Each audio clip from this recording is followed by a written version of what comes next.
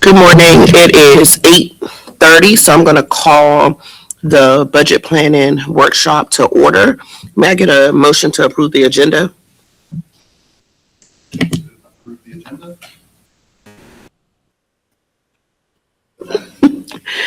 All in favor? And the motion carries 5-0.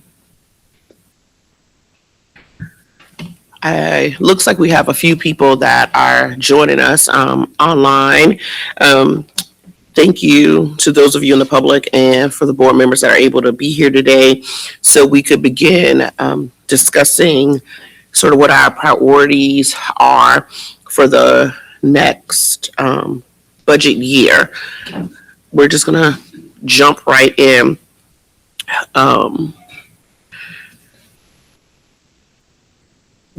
Dr. Ross, if I'm gonna make sure I say this correctly, but I did ask about the legislative agenda piece, and I don't think any of those things are finalized yet.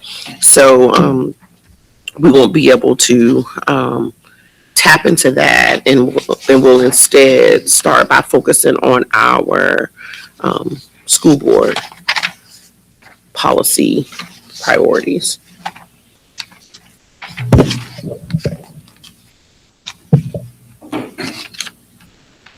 Is it advanced here with this? You go now.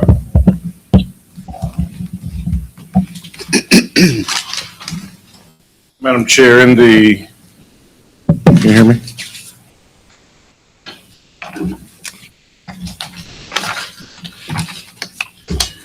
You can go to the next slide. On the screen here and in your packet, it may be out of order in your packet. It's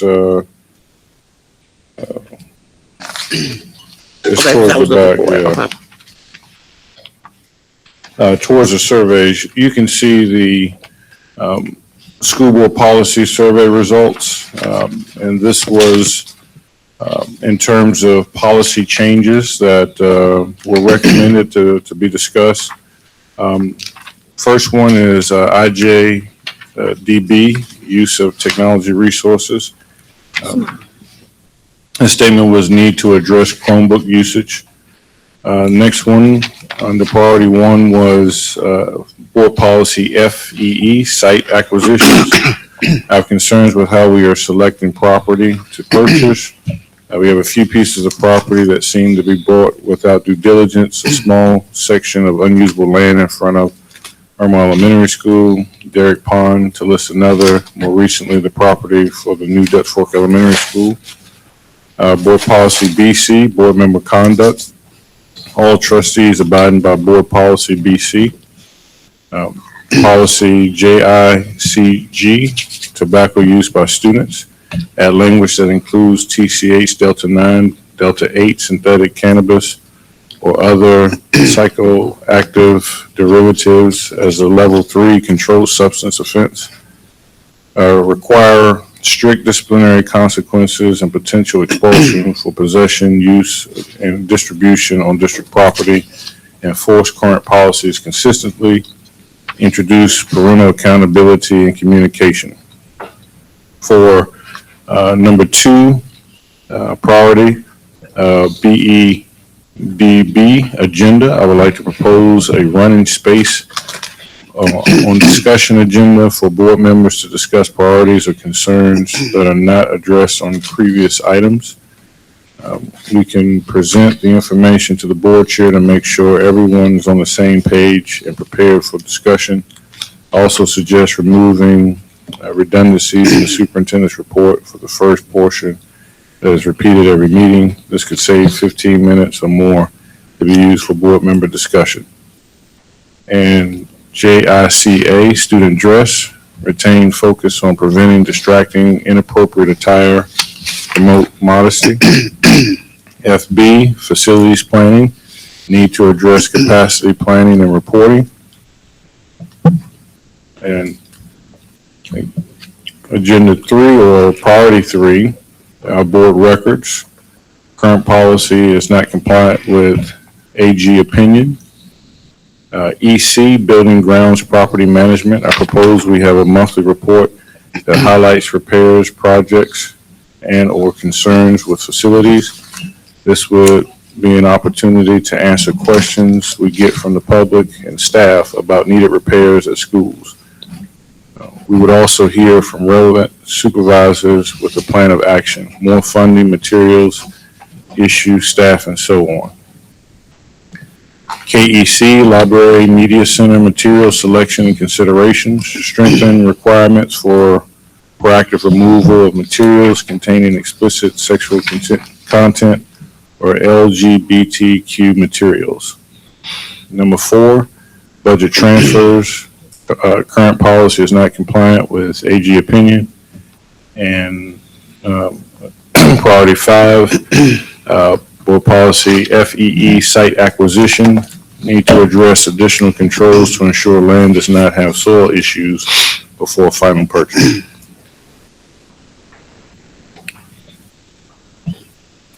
Okay. Are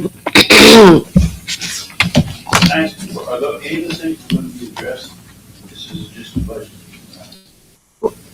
Are we to address some of those questions? So, yes, these things, the 3 things that we were asked to submit thoughts on are for discussion, in this meeting. So I was gonna sort of open up the floor for comments, on these. Well, I don't know that comment. I was just gonna ask, when we did the last board budget, or budget workshop, it was more about various budget items. Mhm. That we look at the budget operating. Mhm. Okay, so I didn't know if we were gonna have a deal discussion. Now that I see the survey thing, I don't know if we did the survey the last time. I could be wrong, but it's been a year, I guess.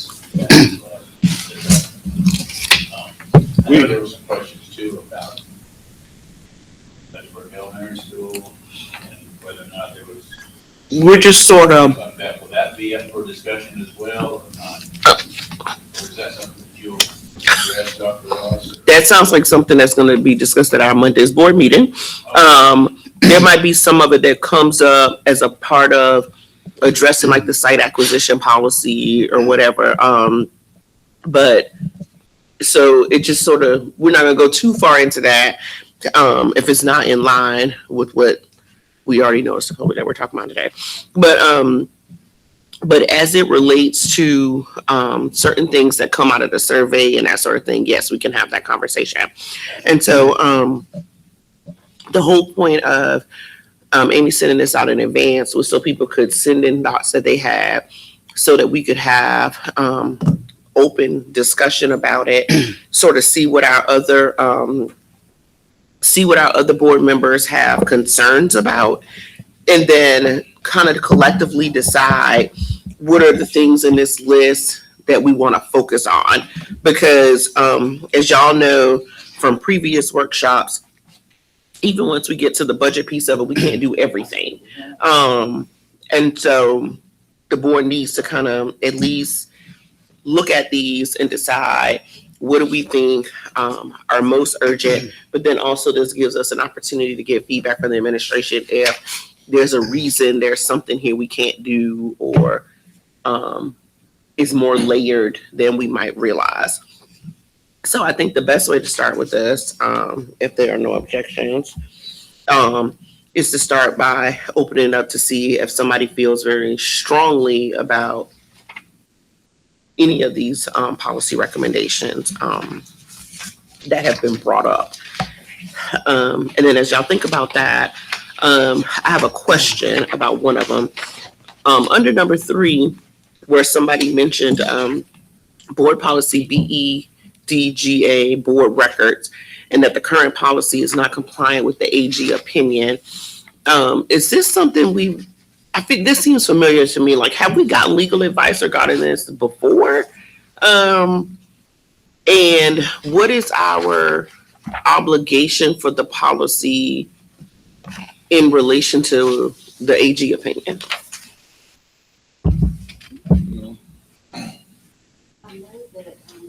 You're gonna have to be on the mic. Well, just so that.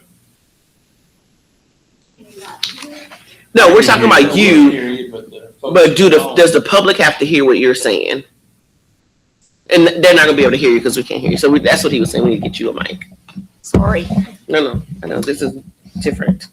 Sir, I do know that Ms. Tucker has been speaking with Mr. Bradley in reference to this policy, so I'd like if she could update what that conversation was. On board records and the AG opinion. Yours is, budget transfer. Hers is budget transfers. I'm sorry, I thought that's what you were. Oh, no, I was asking talking about about the board records. And I was asking if we had already gotten advice on this before, was my first question, like legal advice. I just couldn't remember. And then my part two of that was me just wanting to understand what our obligations are as far as one of our policies being in line with the AG opinion. Because we've got AG opinions on other things, and our attorney has said, well, that's their opinion, but legally this is my opinion. So I think I don't know exactly I can't remember exactly what this was about board records and how we maintain them. I would say this, though, you have a duty to ensure that your policies are in line with the law. And your legal and that ensure that guidance that you're in line with the law. okay, The AG opinion is an opinion, right, but it's just in opinion. Okay, So I think when something says it's not in line with the AG opinion, it's my recommendation that you make sure it's in line with the law. okay. And your legal advice is that's what's covering you on the recommendation. Can someone explain why they feel like it's not compliant? What part of it is not compliant? In the event that that's one of your, Yeah, I don't know who, Can somebody Okay. read that policy since I don't have it in front of me? it's very long. Oh, I mean, I can read the whole thing if you want. I pulled it up because I'm trying to figure out. Maybe just the instance that you were talking about, what part of it? I don't know. It just says the current policy is not compliant with the AG opinion. That's very broad. Does that mean every bit of it? Is You there know who specific- submitted this one? Okay. that was my guess since she's not here. Because did Kevin do this? Did Kevin fill out this? Okay, well, at least that helps. So if somebody isn't here who did it, then we know that was Ms. Huddles, and that's fine because that's helpful for feedback.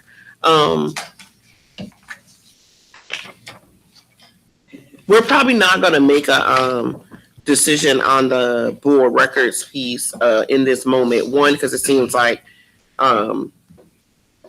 we need to review the policy, but mainly because I am relatively sure that this has come up before and we got a legal opinion on it. And so maybe the issue is that the legal opinion and the AG opinions don't match. In that case, I would think that we need to defer to what the legal opinion is. But we can look into that and circle back. Anyway, I just had a question about that one before we got started. Anyway, back to the other priorities.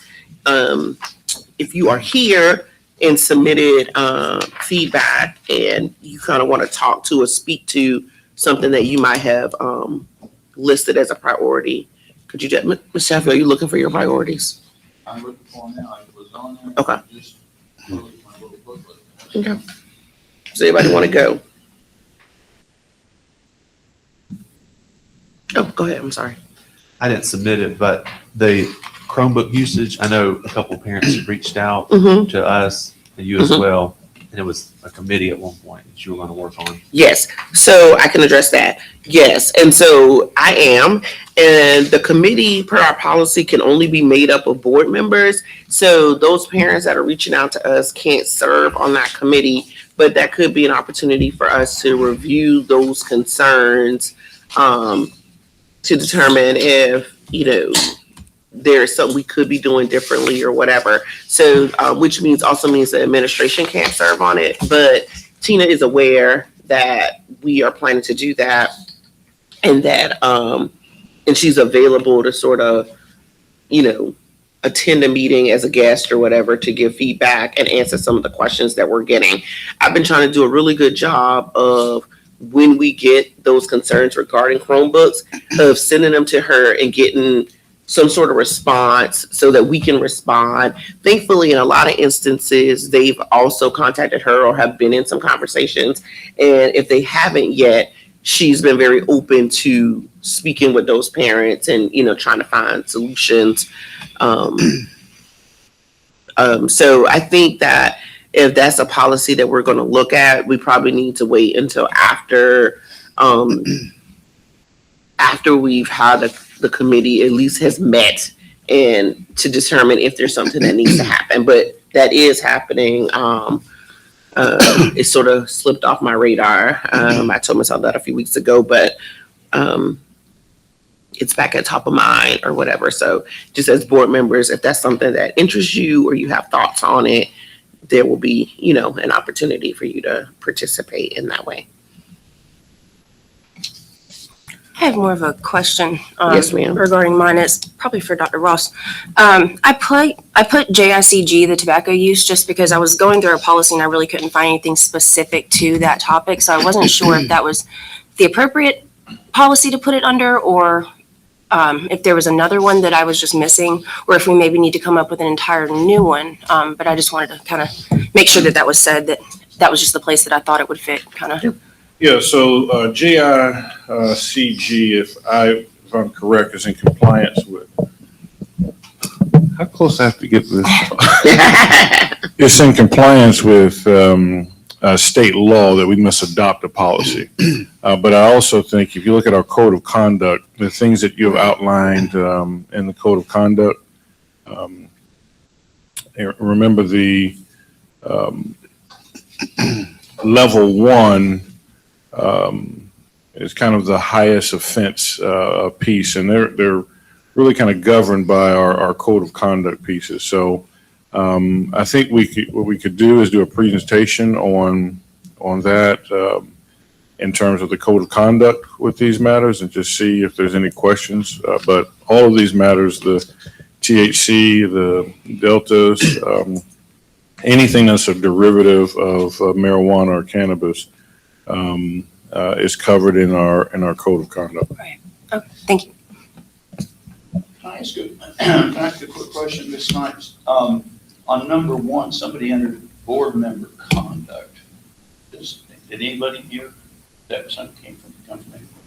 It doesn't say specifically about what their concerns with or what they wanted to adjust. It just said board member conduct. That wasn't mine, but my thought when I read it, because it didn't have more descriptive, was I wondered if the ask is some sort of, this is what happens if somebody doesn't, act a certain way. But then that opens up who decides if it's, not proper conduct, like who makes the decision on it. Well, I don't know. The reason, and I don't want to interrupt your train of thought there, but the reason I thought about that is I know that right now at our board meeting, we're going to be talking about teacher conduct. And I was going back and studying those board policies. There's one in there about teacher ethics maybe, or some kind of comment about what teachers, how they should enact when they're at school. And on campus, of course, but it says that they should never say anything negative about the school. The students never say anything like that. But, I've said, and we talked about this early on several times, that we're supposed to be the role models, our board. We are supposed to be the role models. It does not serve us well, nor does it reflect well if we're making negative comments publicly or on the internet, on Facebook, or any other social media.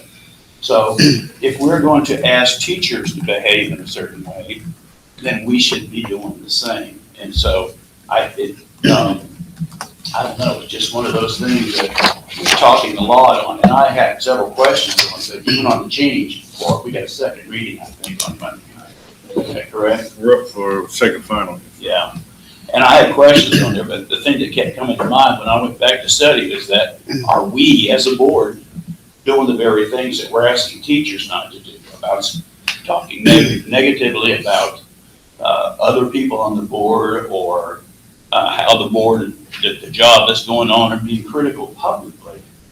when it ought to be things that we discuss at our board meeting. So I just wanted to bring that up. I didn't know what was, because it's not all trustees abiding by it, doesn't give any further explanation.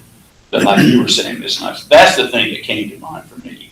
And I said it several times before in the past, and I hope it doesn't offend anybody that I say it now, but we should be the role models. We should be acting and demonstrating just what we're asking everybody else, all the other employees to do.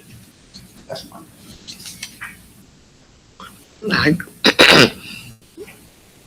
I agree.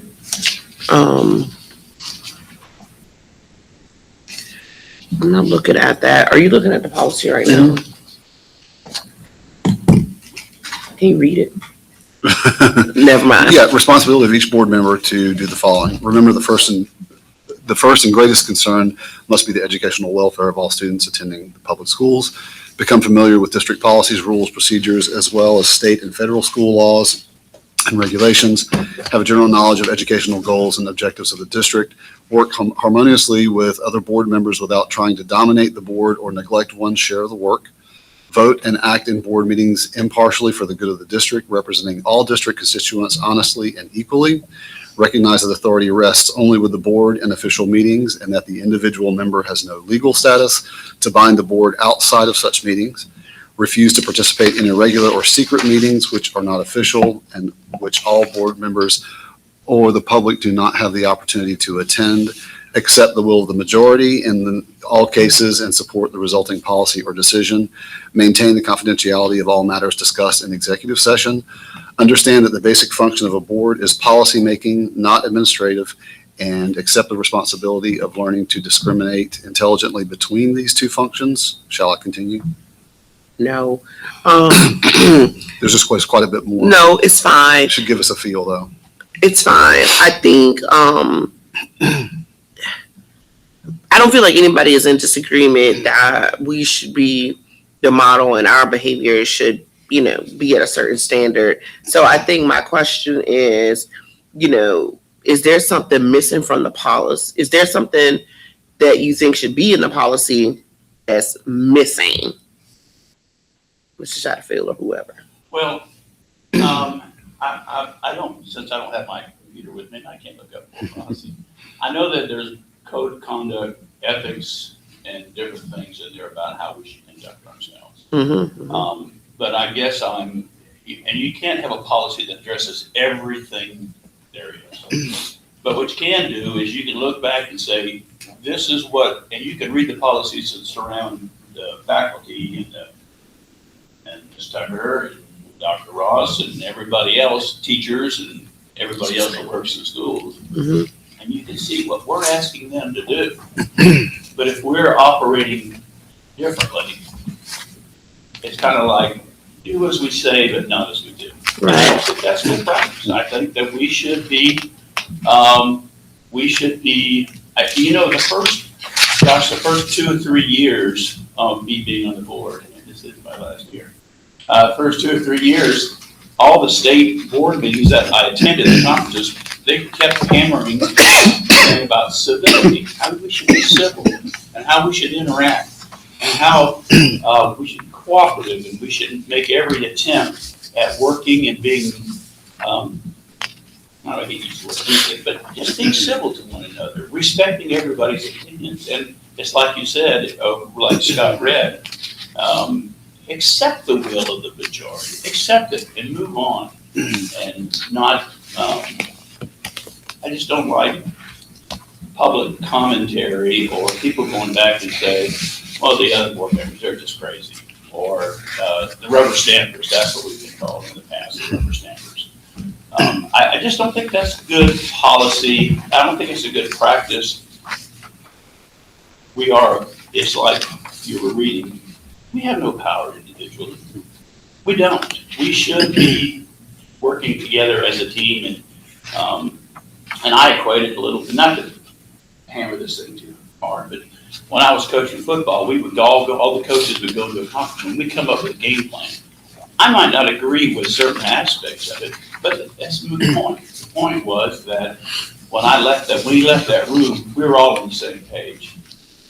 And so if a, parent came up to me and said, I don't know, why did y'all try to throw the bomb there? I mean, why didn't you run the screen, just get the first down or whatever? I didn't say, well, that crazy Coach Harry, he just, he's done that in the past. I don't know. But that's my point. My point is, we should do everything we can to pull together, and we can accomplish great things. But getting back to the main point, and that is, if we're going to ask teachers to do certain things, or I say teachers, but every person who works in this district, if we're going to ask them to do those things, then we should exemplify. We should be setting the example, so to speak, in everything that we do. So that's my point. I hope that was able to clear things up for you this night. Mr. Graham. Just to add on to that a little bit, each of us, were elected by the public. So I guess there's rules specifically if there's, egregious conduct that we can be censured. Governor eventually could remove us. So using professional judgment on how to interact, walk that line with free speech, as well as our staff has the right as well. So definitely working together. Civility is a big point. Also representing the people that elected us as well. So it's kind of an ongoing process, I feel, where we need to, examine how we work together, how we voice our concerns, reaching out to each other. But also making sure we're working towards the main goal of supporting the district, the superintendent and the staff and all. So I know everybody has different views of how to get there, but I think overall we're going in the same direction as on the train together, but we may have different ideas. But And that's called synergy, Mr. Bannon. That's synergy. That's why you have 7 people. You get 7 opinions. And if I say, Ms. Barnhart, what do you think? And I've said that in the past during meetings. I say, well, what do you think? And that's all I did. And you talk your way through that. And you have to be a willing participant in that process. Like I said, sometimes we won't agree. We'll see things through a different perspective. But if the board votes on it that way, then that's what it is. Move on. Right. I want to circle back just really quickly to Ms. Barnhart's thing that she put up on the tobacco use. Does it being sort of in our code of conduct, as Dr. Ross said, does that sort of satisfy that concern? Yeah, because I knew it was in the code of conduct, but looking at the actual policy itself, because it is named tobacco use, but then you kind of go into it, the electronic smoking device, and it says it means any device that may be used to deliver any vaporized or aerosolized substance, including e-liquid, to the person inhaling the device, including but not limited to e-cigarettes, e-cigars, e-vape pens, e-hookahs. And the vape pen part is I've heard from a lot of parents in a lot of situations that this is a problem within our schools. Right. And obviously we are enforcing, at the school level, at the administrative level. I'm not saying it's not being enforced, but I'm just saying maybe like a more proactive, kind of like how we had the big, I forget what was the name of it, the event, Stop It, yeah. The Shatter the Myth, yeah. Okay. So that's kind of more of the advocacy part, but just really making sure that we're enforcing what we already have in place, but maybe adding that specific part of it. And that's why I was saying I wasn't sure if this was the correct policy, if we needed to maybe make another one, or if there was something in policy as opposed to just the code of conduct, because I know that it is there. Okay. And then you said you'd do some sort of presentation on it at some Yeah. point. I'm just wanting to note sort of where. And we're again, like I was leading saying, just these. because our policy has the words electronic smoking device and the vape part of it, I know that they're becoming very popular, very small, and they're hard to kind of find and enforce and all that. But maybe if there was just something in the policy, it could be a little bit easier as a board to Follow it, address it. to address it. Okay. Well, like to say, on certain policies, though, enforcement would be more administrative. Right. So we would outline probably a recommendation or a reference to the code of conduct. But you don't want to put Enforcement wasn't the right word, right, administrative for us, but policy, right. Okay. Got it. Just making a note. the things that we need to circle back on afterwards. All right. Should we hold on the site acquisition pieces until Dr. Gary and Mr. Dotson here? That seems to be a theme policy wise. And Yeah, and I will, they may not speak on the policy on it. I Okay. can. Okay, They go can ahead. Speak on the conditions of it. Okay. I think when we think about our site acquisition piece, we are thinking about what's called due diligence. And we have a pretty extensive, in my opinion, due diligence period. I disagree that the Dutch Fork property, I don't know who submitted this one here, but it says more recently the new Dutch Fork Elementary School property is, and so I'm concerned about how we're selecting to purchase property, a few pieces of property that seem to be bought without due diligence. And you've had multiple legal counsel about the due diligence periods with the, I think we met more about the new Dutch Fork Elementary site with legal counsel and due diligence than any property that's been bought in the history of the state. But every site has to be prepared for a school or a building. It's called a site package. There is not one site that is 100% flat. There's one site that's not already prepared with drainage and egress and roads. So every school needs a site package. I think that's helpful information now, but also publicly in the meeting on Monday, because I think some of the thought process, you just holistically because none of us do land, is that they hear site package and the thought is, oh, we bought another bad piece of property and something is wrong. Do you understand what I'm I saying? mean, if you build a house anywhere, you have perfect flat land, someone has to prepare a foundation. Yeah, for it. so I think we could use, publicly, there could be some clarifications on the fact that this I mean, is, you said you submitted it. Is there, Yeah, so just to speak to, and oh, I missed that, I'm we sorry. may have made some changes, like since you've been superintendent, but previously, like there's a property in like downtown Irmo, there's Derrick Pond, and like on our policy, identify and evaluate potential sites, water and sewer provider in proximity, that's a problem. Topography, variation estimate, percentage wooded, accessibility. So just right off the bat, a couple of the lines in our policy, it just, again, we may have updated with personnel and people that are making these decisions now, but we hold property that we didn't follow this policy then. And I know we've got a plan for the Dutch Fork Elementary site, currently going forward. So that's good. But I guess that leads to, administrative actions with you as far as, we've hired good people that now understand how to make the right decisions, follow this policy, so we're not stuck with unusable real estate. and I think if you look at when FEE was updated, it was, when I came on board, we looked at that in committee. January. So that,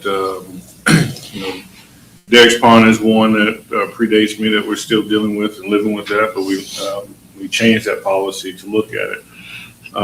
It also looks at another one, I think this loops in something about soils that I saw was on here. Site acquisitions, number 5, need to address additional controls to ensure land does not have soil issues before final purpose.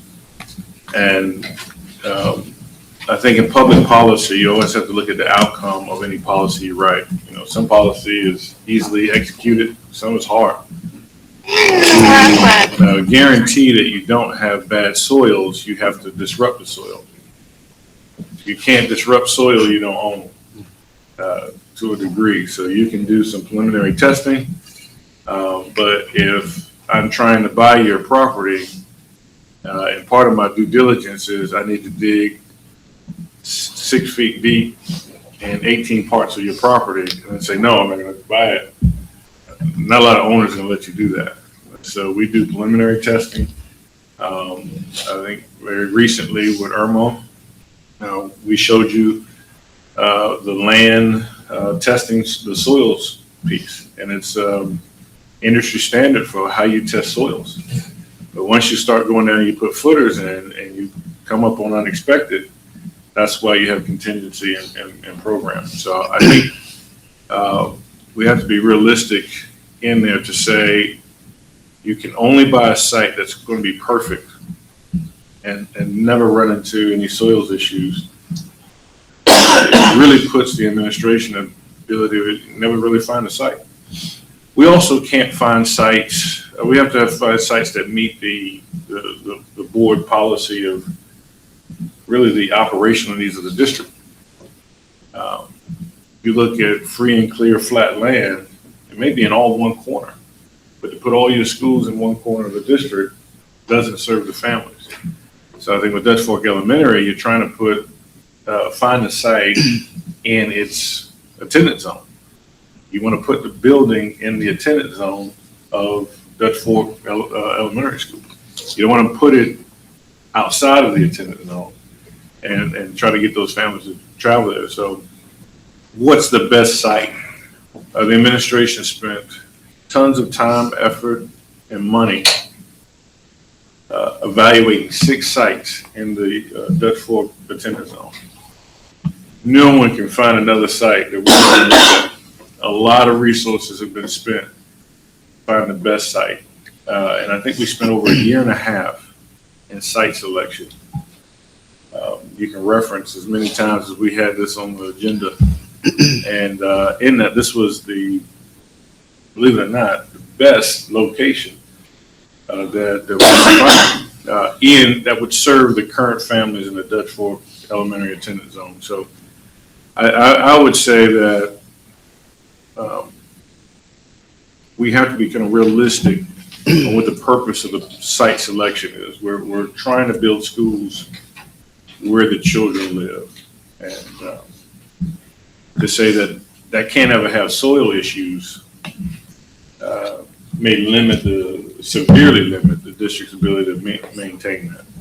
And, I want to mention one other thing too, close to that. I think you expressed some concerns about the proximity of the school. Somebody expressed some concerns about the proximity of that school to the other schools. That was subtle. Well, just so you know, I went back and did MapQuest, and I looked at Irma Elementary School, Harbison, Nursery Road, Lee Park. They're all within a stone's throw. I think they're, if you go do MapQuest again, I was just curious, not because I was trying to find something wrong with their comment. I thought, well, I remember working at some of those other schools, and they were so close together. I mean, some of them were under 2 miles apart, and they're all within 10 minutes of each other. So that's sort of what happens, and you can throw H.E. Corley in there too. So I know that when we were looking at expansion of Chapin High School, the Office of School Facilities gets involved with that too. And you have to have a certain amount of property that suits them as well. So it's a complicated thing. And I know we talked about this at length when we were first looking at the properties. And there just weren't that many. I mean, really that many available. This place has grown up so much. There's so many other areas that, but again, getting back to my original point, I did my MapQuest. I thought, well, that's a good point. Let me look at it. And I thought, oh my gosh, these are close. Some of them are closer than those. So I don't think it's all that unusual. What is the small part in front of Irma Elementary? I don't know what. There is, if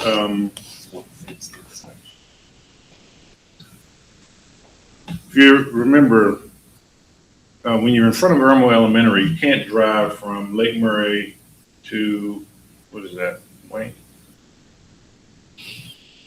On the other side of Fork. Fork.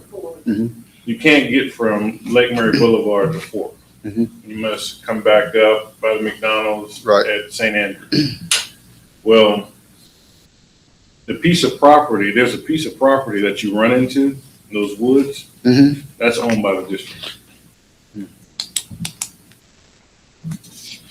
I don't know when that was purchased though. That was, I think you have to go back to when Irmo Elementary was, I don't know when it was purchased, but, there is a small subset of land there. Could you ever connect to Fort Avenue? You probably could. It just would be, the land package on that one would be, because there's a pretty significant drop off there. If you look at the retaining walls, and I'll tell you, like Irmo Elementary, that's not flat land. It has one of the highest retaining walls you would ever see in there. So if you had to build Irmo today, the site package on that would be crazy, right? Because you have to put the building on flat land, and majority of your land is not flat.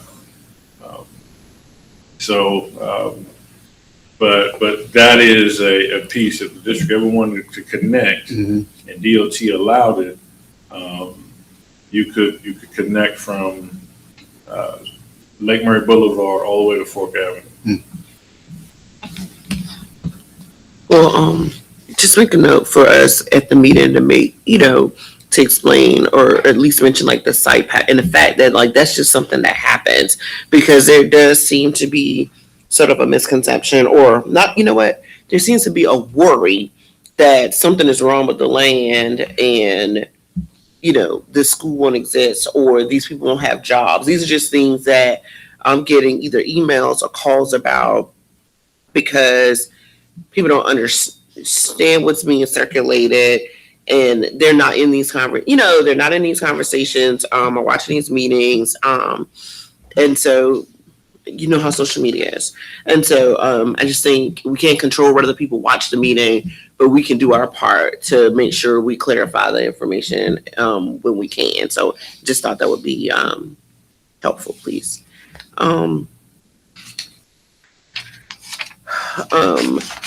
A couple other things that were mentioned. So student dress was one of the things.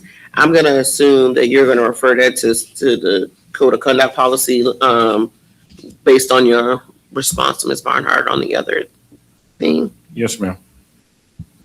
Is the person here who, do one of y'all put this piece down? That was me, but code of conduct. Is that, are you fine Yeah, with that? yeah, absolutely.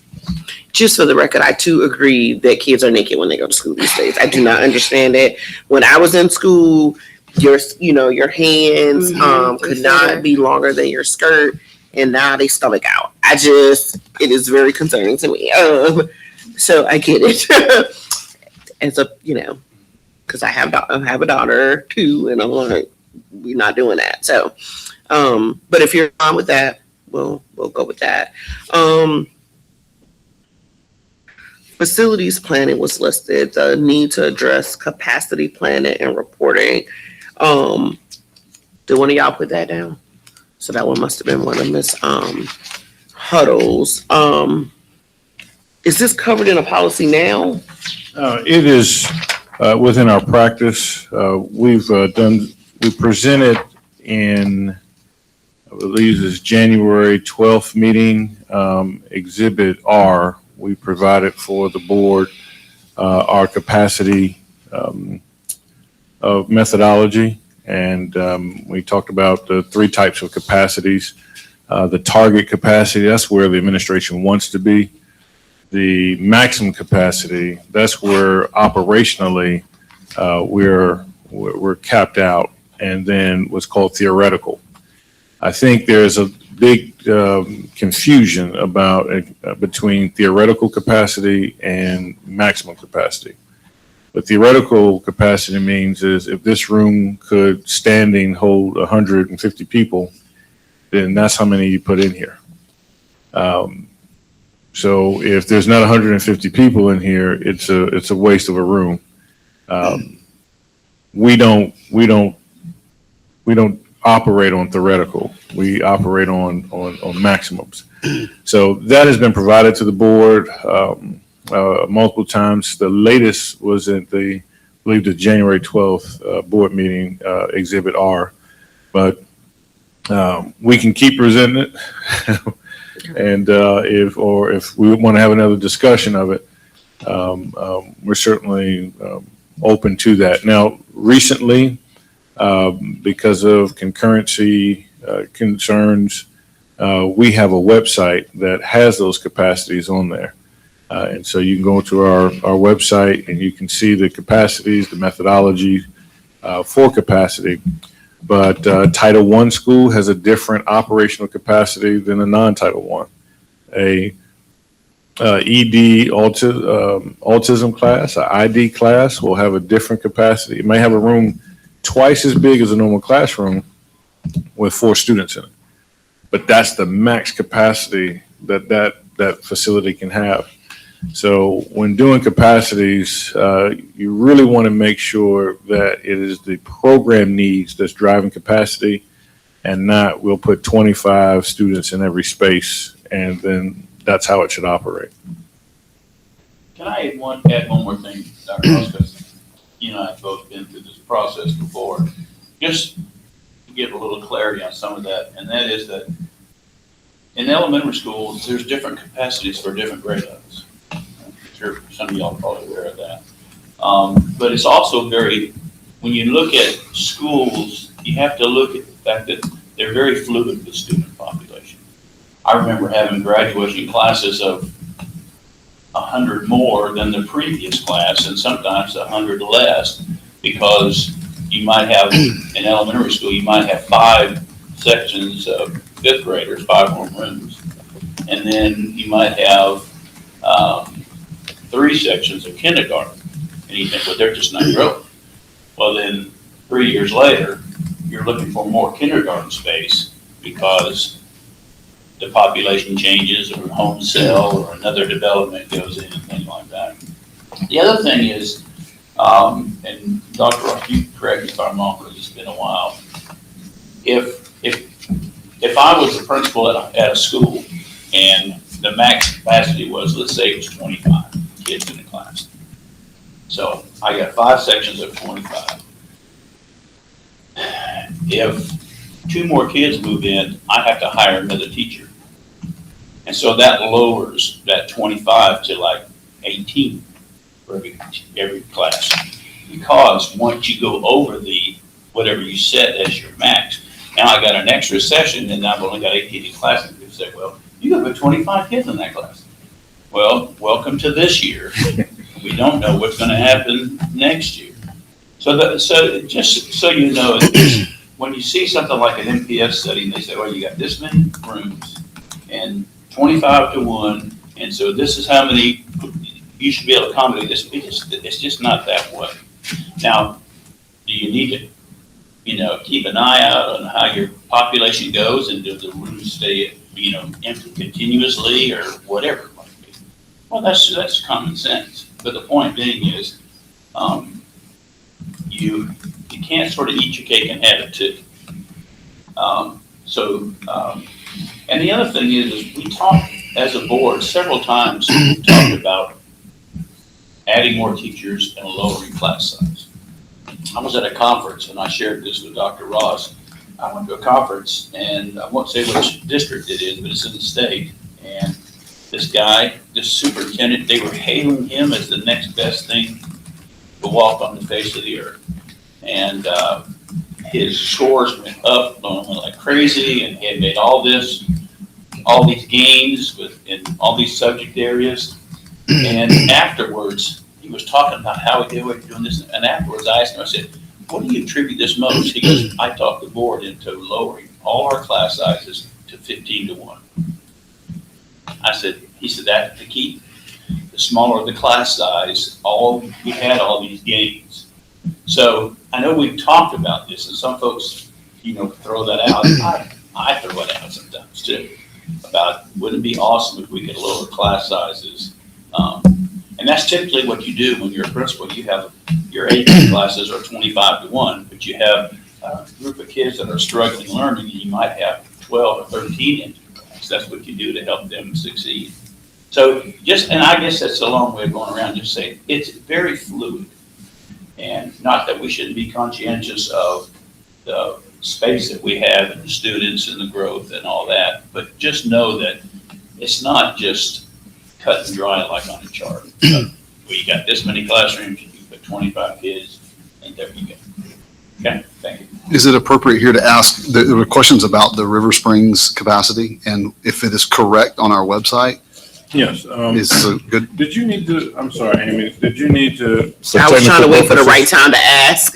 I saw your face look at me. If we could, just take a moment to break, we're just gonna try to reset so we get the camera going again. Everyone can hear everyone online, but they can't see them. Oh, okay.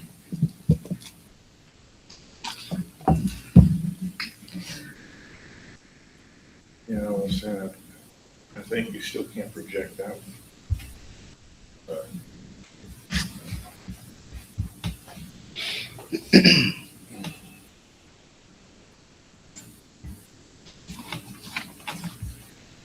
This is draining. Are we still on? We're still on, they just can't see us. I said,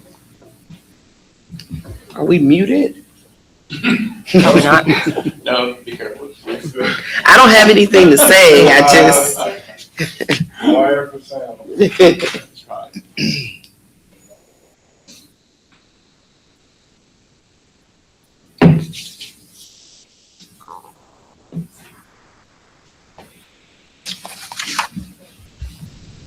What's that? I was gonna find out.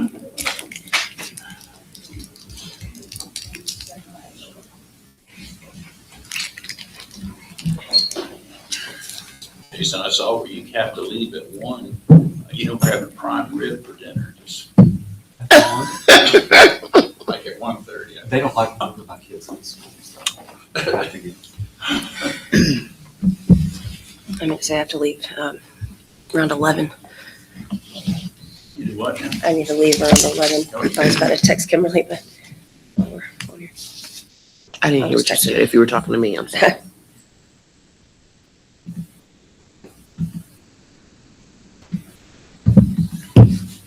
So I guess we could ask the really important questions. Who's going to win the Super Bowl? Seahawks, we have good. Seahawks? Okay. Oh, we're back. All right.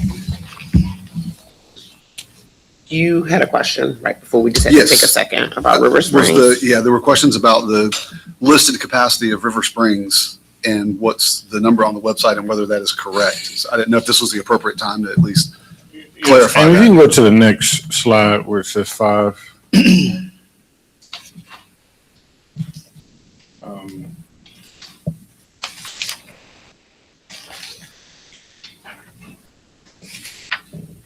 well, I'm sorry, I was looking for the one that said capacities. But anyway, on our website, there was, I guess, conflicting information that we wanted to clarify. I sent it out to the board.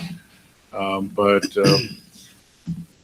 if we look at, there was comments about the district had the capacity to close Dutch Fork Elementary School and put it into River Springs and Oak Point. And they had River Springs with a capacity over 900 students. And if you look at how to operate River Springs, it can't take 900 students. Now, our goal was, as a board, to remove students from portables and get them into buildings. And the bond referendum has gone a long way to do that. But when those data came from the 2008 bond referendum on capacities. And in that, it was portables were used in theoretical capacity. Our goal since 2008 has been to get students out of portables into classes. It'll come around every year, God forbidding, but we get into these school safety issues with how to protect students. And we realize that students in portable it's harder to protect than when they're in the building. So we have made a massive investment of moving students away from portable classroom learnings to in-building learning facilities. Therefore, all capacity is based on being in the building. Chapin Elementary, Lake Murray Elementary, River Springs, Dutch Fork Middle School. All of these are schools that we're moving students out of the portables into the buildings with. Therefore, the capacity on our website now represents building capacity, not portable capacity. Are there still portables at River Springs? There's still portables at River Springs. We're not using those portables. Okay, okay.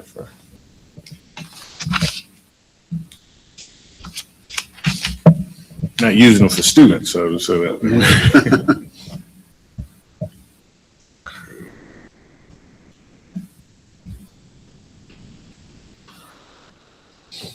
Seems like there would have to be a lot of portables to put 400 students in there.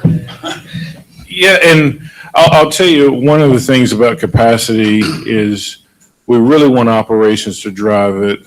Ms. Saffield's point is a valid one, because we would say, you know, why won't they just shift the students around? In August, and I think we need to understand this, attendance changes daily. There's no 2 days where we have the same number of students, none. Rarely do we have a school where everybody that started in August is the same who's with us in May. We have one school, Seven Oaks, where about 43% of that school will change within 1 year. And so attendance changes every day. To think it's a static number, you know, I kind of laugh inside when I see people say, well, I looked at the 45th day and you have this many in your school. You do not know that. That's just a point in time. But how you use the portables matter. If I use the portables for exploratories, or what we would call elective in secondary, that changes capacity. If I use it for your core classes, where the students are going to be the majority of the day, that's going to change the operational capacity. So for instance, at Chapin Elementary School, those portables are used for exploratory. So all homeschool teachers or homeroom teachers are in the building.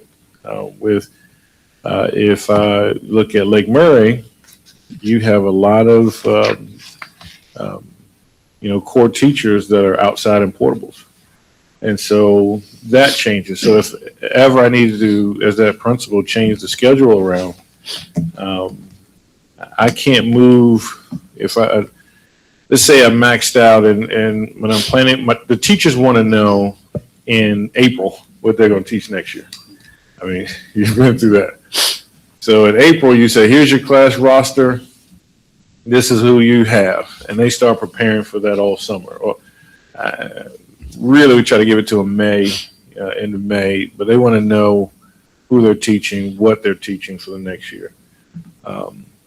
But 5 kids come in. And now, instead of 25, you have 27 or 28.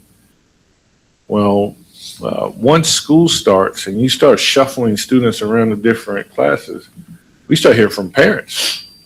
I was assigned to teacher X, and now I have teacher Y. I'm not happy about that.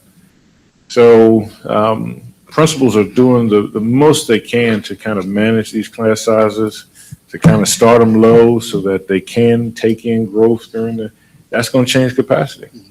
And so I might not max it to 25 because I know if I change and then I have to tell 7 students in the fall, I maxed it in the spring at 25. 5 students came in. I have to tell 7 students, you have a new teacher. That didn't go well last year. So what does the principal want to do? They want to maybe build it at 22. Well, then are they going to get beat up by the community that says you're not using that school right? It's a reality that we have. And I think we try to give that flexibility to know that when that movement comes in, or that need comes in. A child in a wheelchair changes the how many. I wouldn't put 25 in a classroom if I have a child with a wheelchair in there. It's just going to be harder to navigate. So a lot of that goes into those capacities, and I think the notion that you have 25 widgets that don't move and you can just put them into a box. That's not how we operate schools. And just as class size matters, the keeping the students as settled as possible so that on the 10th day of school, we're not sending out notices to families saying, yeah, you thought you had this teacher when you went to back to school night. Now I have to move 7 out of here to balance this, and you have this teacher. So, and then we can't find the teachers in September and October, and so you want to hire them in May. So the more flexibility you have in that class size piece, the better we are to have continuity in our instructional approach.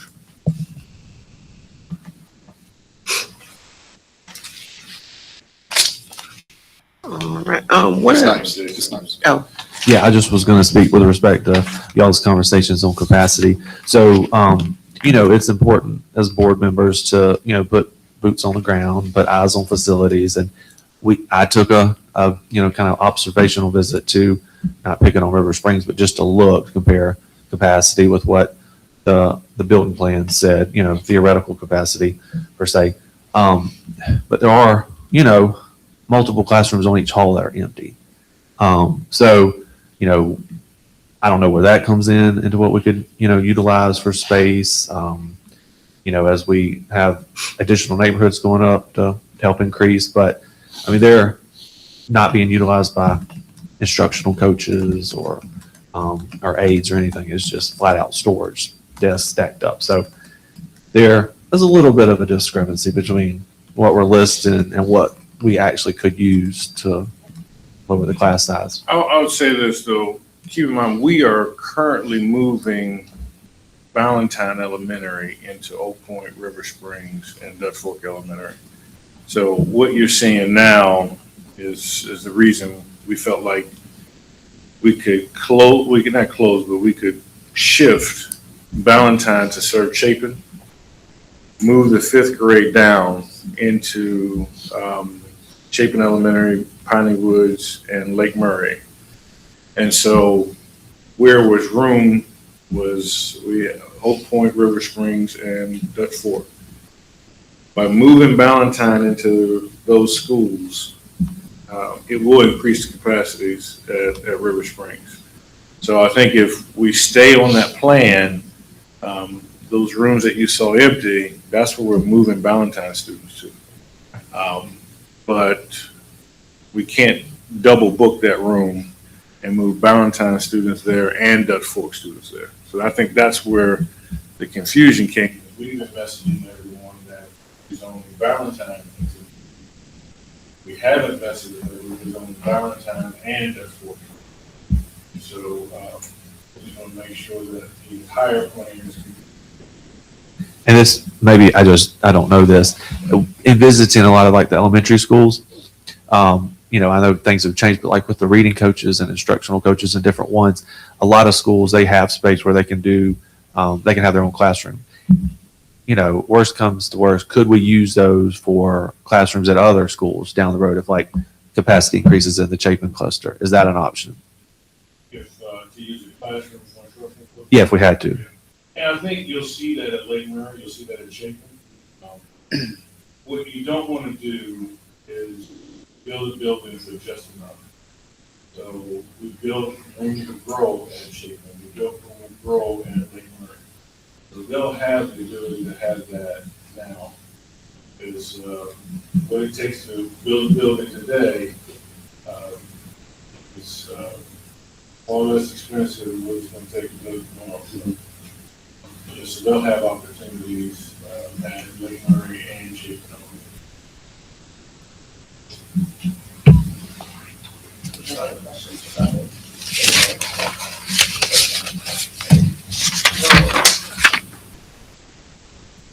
Before records, I'm just making an asterisk to make notes to go back and try to find when we talked about that, before.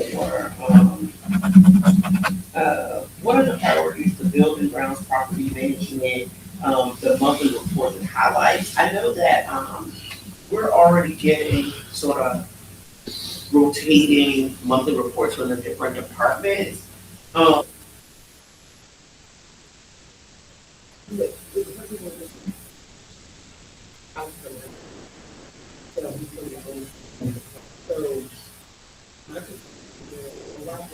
That was me, sorry. How to remember. Can we go back to the, number 2, the BED after that? On the second one, it was about an agenda. On priority. Yeah. Yeah. No, that's fine. So the state, there was a couple of House sponsors that had a bill, and this would apply to like town councils, school districts in the state, and basically would allow any council members or trustees to submit agenda items, just to be able to have them, spoke to. And I don't know, it's just a suggestion that maybe, and I mentioned, about the superintendent's report to save you time to condense that beginning portion, just like, hey, no, just to save you time.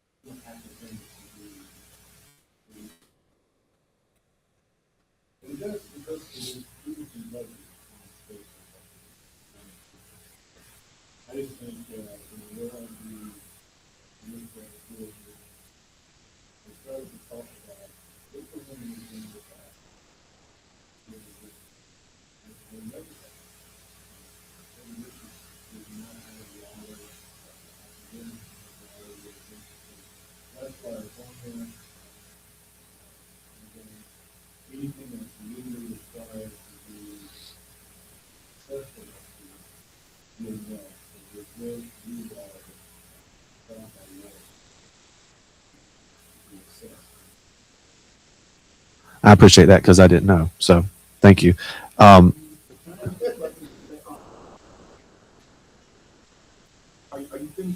Yeah, so it was just to basically speaking to, because as sometimes there's stuff that happens sometimes in between when we do our board officers meeting, the creation of the agenda, publishing it to the website that, we feel is kind of urgent, maybe can't wait, and if we can't get it on the official agenda, it's kind of strange for board members to do public participation, but that could be a form of our public participation. We follow all our policies and guidelines, but I don't know. It was just an idea to give airtime to something urgent, something that's important to, and this is for future boards as well. I mean, not just me, for everybody, but it was just an idea.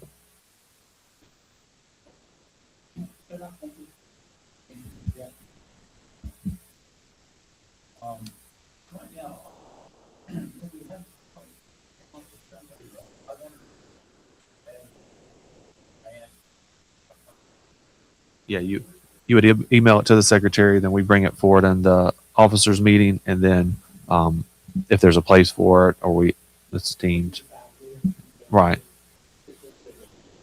Um, so you're-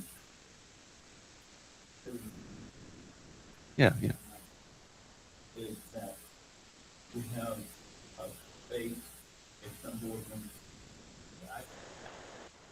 Yeah, something like at the end of the meeting, right before we do the, yeah, well, I mean, after we've gotten through everything that's on the agenda that's important, something that, is kind of to put a nice bow on everything for that meeting, because sometimes we can go a month in between meetings during the holidays. And, so I don't know. It was just a way to address some of those concerns that do come up.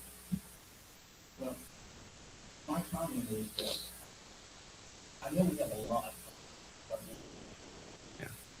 But I also understand that concern too, because if somebody has something, I would rather we can figure out something. Rather than that, have something.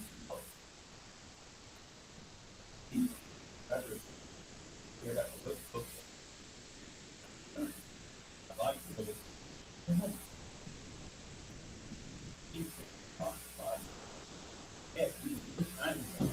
Right.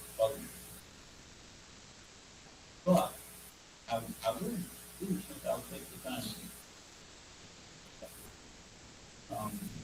I like this point better than our big wide, and the other side of the building. Where I like this, we can listen and I can talk to you directly. I'm going to share with you that I was voting, and that's the topic. And the electric fund, so on the outside of the year, and very consistent. They raise their hand. So you can there's no one to go. So I don't know if there's a sign by law or you guys, somebody will come and see them that the board is police officers in the public. I do like the name of anybody. I think that lends it for more discussion than having us all wide. Maybe something.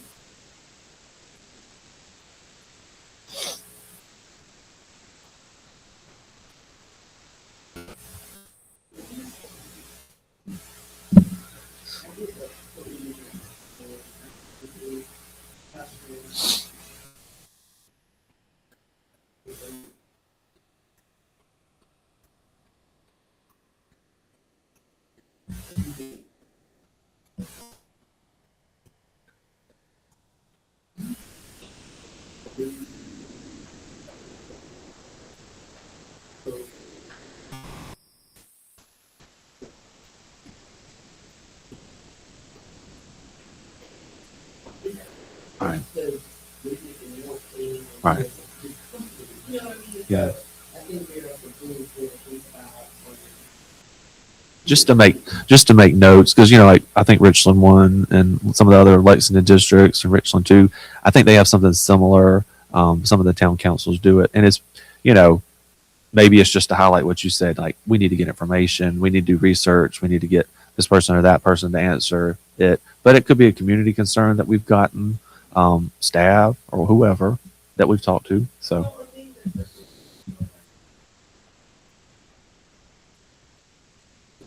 Right.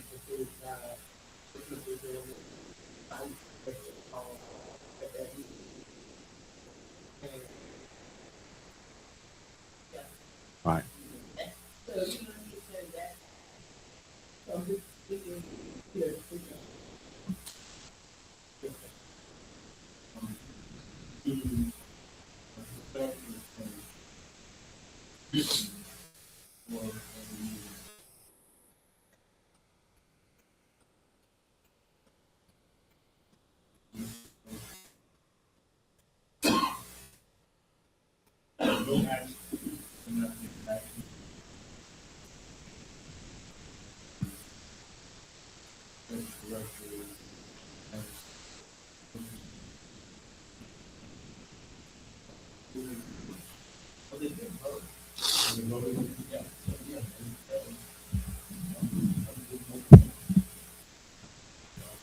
At least that's the one I'm, it is, you can, but I was saying, sometimes we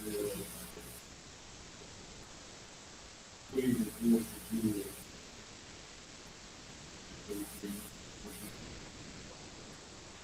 They have a workshop, you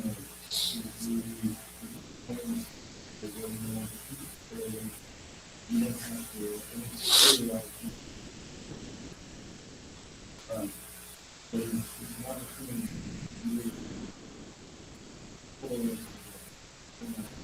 I know it's not good. And once the public sees the building, you're still having this conversation. No one's surprised.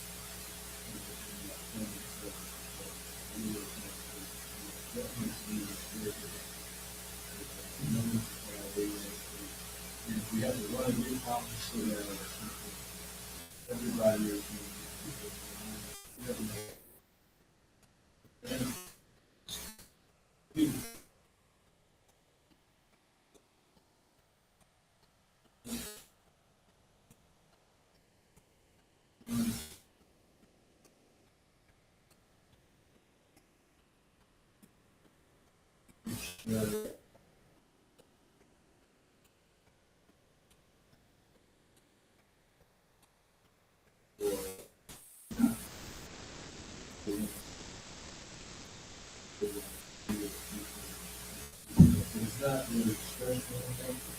It's just a highlight or something, you know?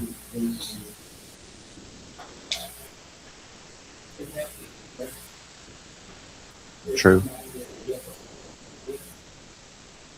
That way, you know, we get out there, Right. you know what I mean? Because there's no. Yeah. So we get in the either that, but people get, we can put out there to something, that Barton and, you know what I mean? Yeah. And so, so I like that idea of looking at it like that, like, there's no pressure, you know, that doesn't. But if you do, you work it out. So that,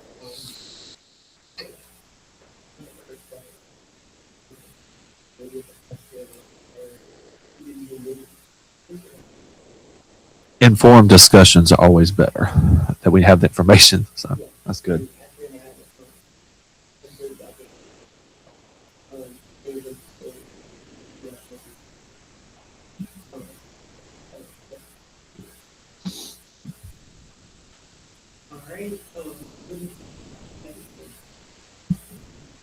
Yeah, it's,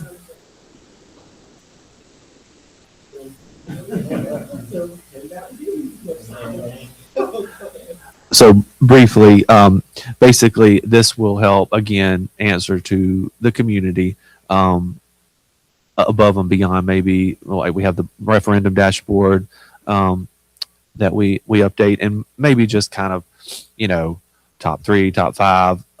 So the community and we can get an update on, you know, what's going on at this high school, what's going on at this elementary school with, you know, maybe the parents or teachers or staff have seen maintenance issues, and like they're emailing this person and that person. And I don't know, it's kind of a way to just kind of take care of some of that criticism that I know we all get and concerns from parents and community members about our facilities.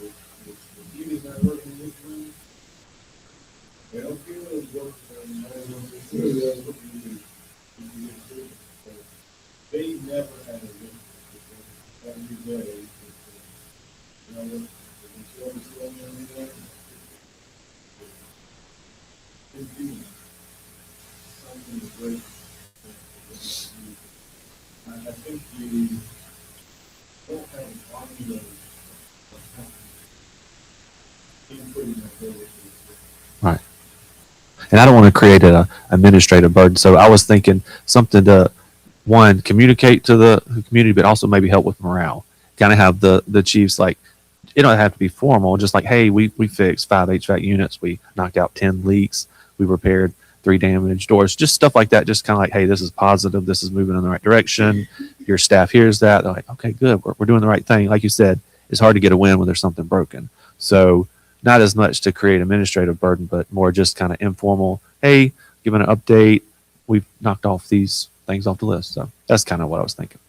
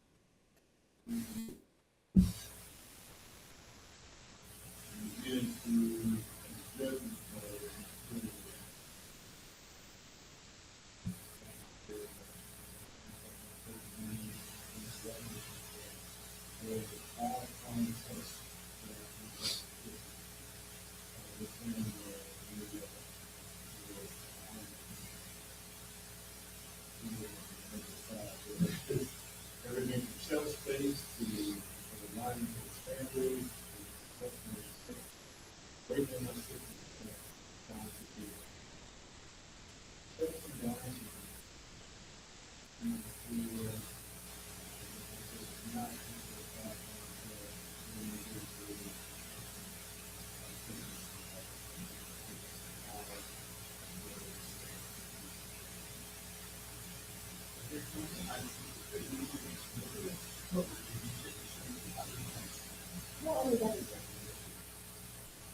Just more so doing what they're asking about it, if you get the complaint,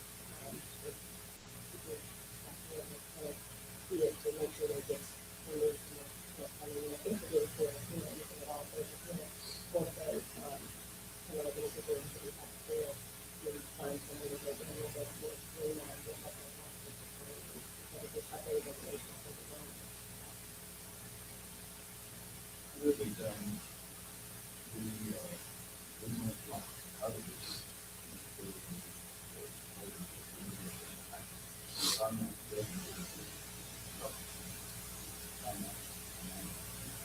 Gotta be close.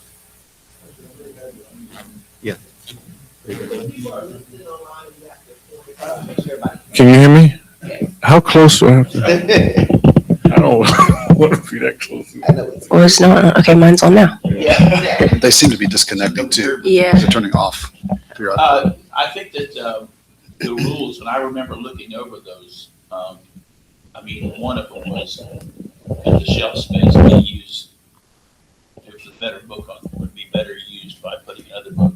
So a lot of it's very ambitious, a lot of it's personal opinion, but I do like that we have a process that we go through. And, if I'm not mistaken, I think South Carolina leads the nation in those books. So I'm not sure I'm not sure how people feel about that.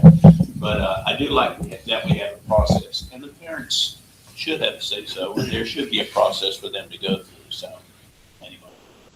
But I was just curious if you had, when you said strengthen, I didn't know if you had something that was,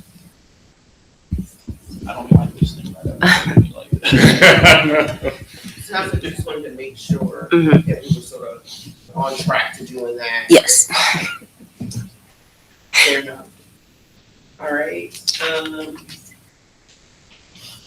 I have Ms. Tucker here? Ms. Tucker, can you speak to the, somebody wrote the budget transfer, say that the current policy is not compliant with the AG opinion. That's your wheelhouse, so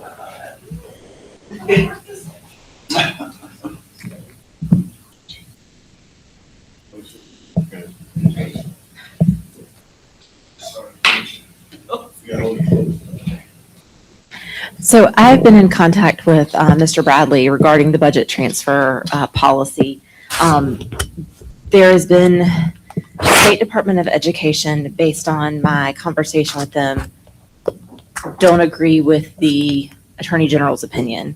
There was I think there has been a changeover in legal counsel at the State Department of Education. And so Mr. Bradley was trying to get with their new legal counsel to get direction on that, because the model policy that all school districts have, each district has modified it in what they have in policy versus what they do in practice is very different, after talking to many districts.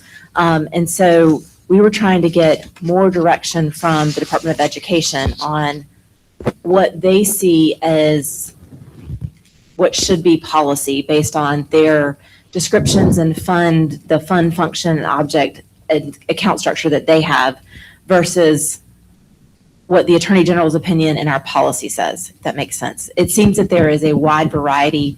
I know Ms. Campbell, who spoke to the board from Spartanburg 7, they do things very differently than we do. And then other school districts have higher thresholds that the CFO is allowed to, or the superintendent is allowed to approve. And so they vary widely across the state. And so that was what the State Department of Education said. We don't want to rein in what other school districts are doing if that's what the model policy allows. Because I think there was some concern, again, I am not an attorney, so I am speaking out of my lane here, but I think there was some concern about what the Attorney General's opinion talked about was that the board is the elected officials and you all are the only ones that can vote on the budget. And if there's any changes to that, it needs to be approved by the board, which doesn't necessarily follow what the state legislature does for the state budget. So there was a little bit of confusion in that. And so I think we were really trying to get clarification. It seems like there's a lot of cooks in the kitchen and everybody has an opinion.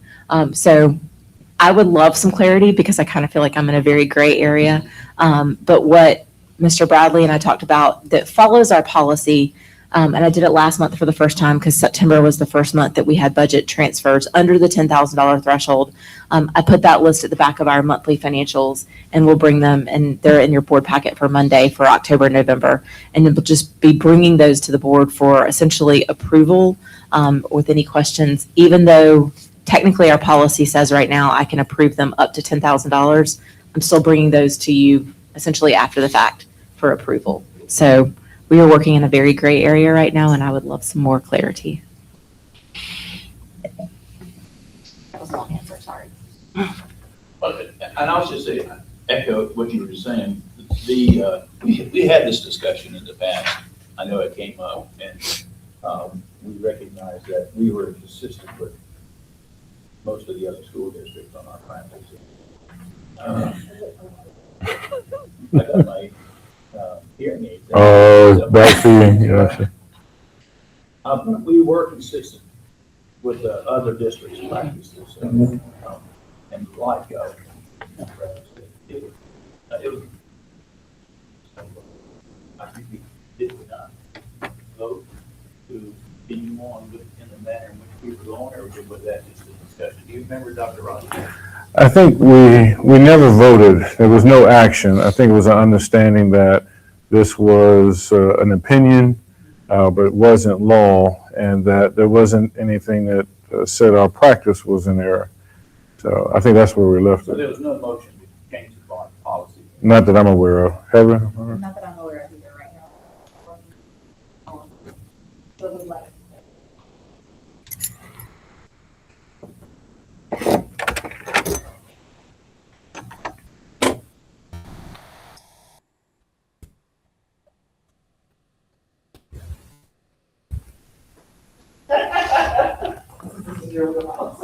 I would love that. But you just give us direction on this one. Which one was that? Same role. This is what Heather says we do. Oh,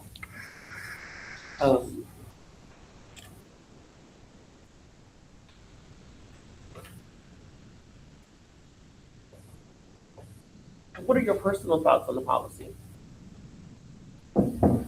My personal feelings on the policy would be that I like the plan to not change anything as long as it stays within the same function. So the State Department has functions across the budget. So whether it's elementary, middle, high, not moving things. I come from a state background, so I'm used to the state's policy on budget transfers. The state has a certain threshold. You can't move money out of salaries. You can't move money out of benefits, which I appreciate because that makes sense. You don't want to defund somebody's salary that has been approved. But it also allows you movement within certain object codes. So like we've talked about, and that's the majority of what we have is movement between a 3 and a 4 object code. So that is supplies versus purchase services. A lot of times maybe money one year was in an account for somebody to go on a professional development trip, and so there was money for travel. Well, the next year, instead of doing that, we would rather buy some supplies for our classroom. And so it's kind of that back and forth. Typically, our budget is based on the way that money was spent the year before, based on those expenditures and trying to carry that forward. And we don't necessarily do the exact same thing year to year. And principals don't have large salary or supply and purchase service accounts. So a lot of times it's a $500 plus to move money from a 3 to a 4. But because the board votes on the budget at the fund, function, and object level, that's materially changing the budget, even if it's a $500 transfer. So that's my concern is I want to make sure that we're following policy because I don't want to change the budget, but I don't see changing object codes between a purchase service and a supply as materially changing the budget as long as it stays within the same function. I agree. We're keeping it in elementary or we're keeping it in academics. We're just moving essentially what we're buying and we're not moving anything out of salaries. So that's my personal.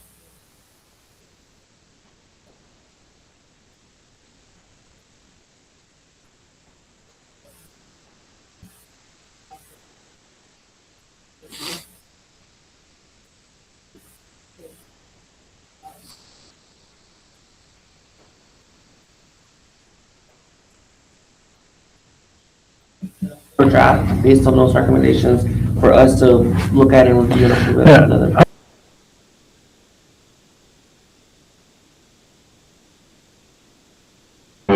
Monthly to make a transfer, it would hold up operations. So I think the state is at ends of, if we make this, how do you operate public systems? So is it, now we know large numbers, yes, we're definitely changing. I think it's a vocabulary piece that we're trying to get clarified.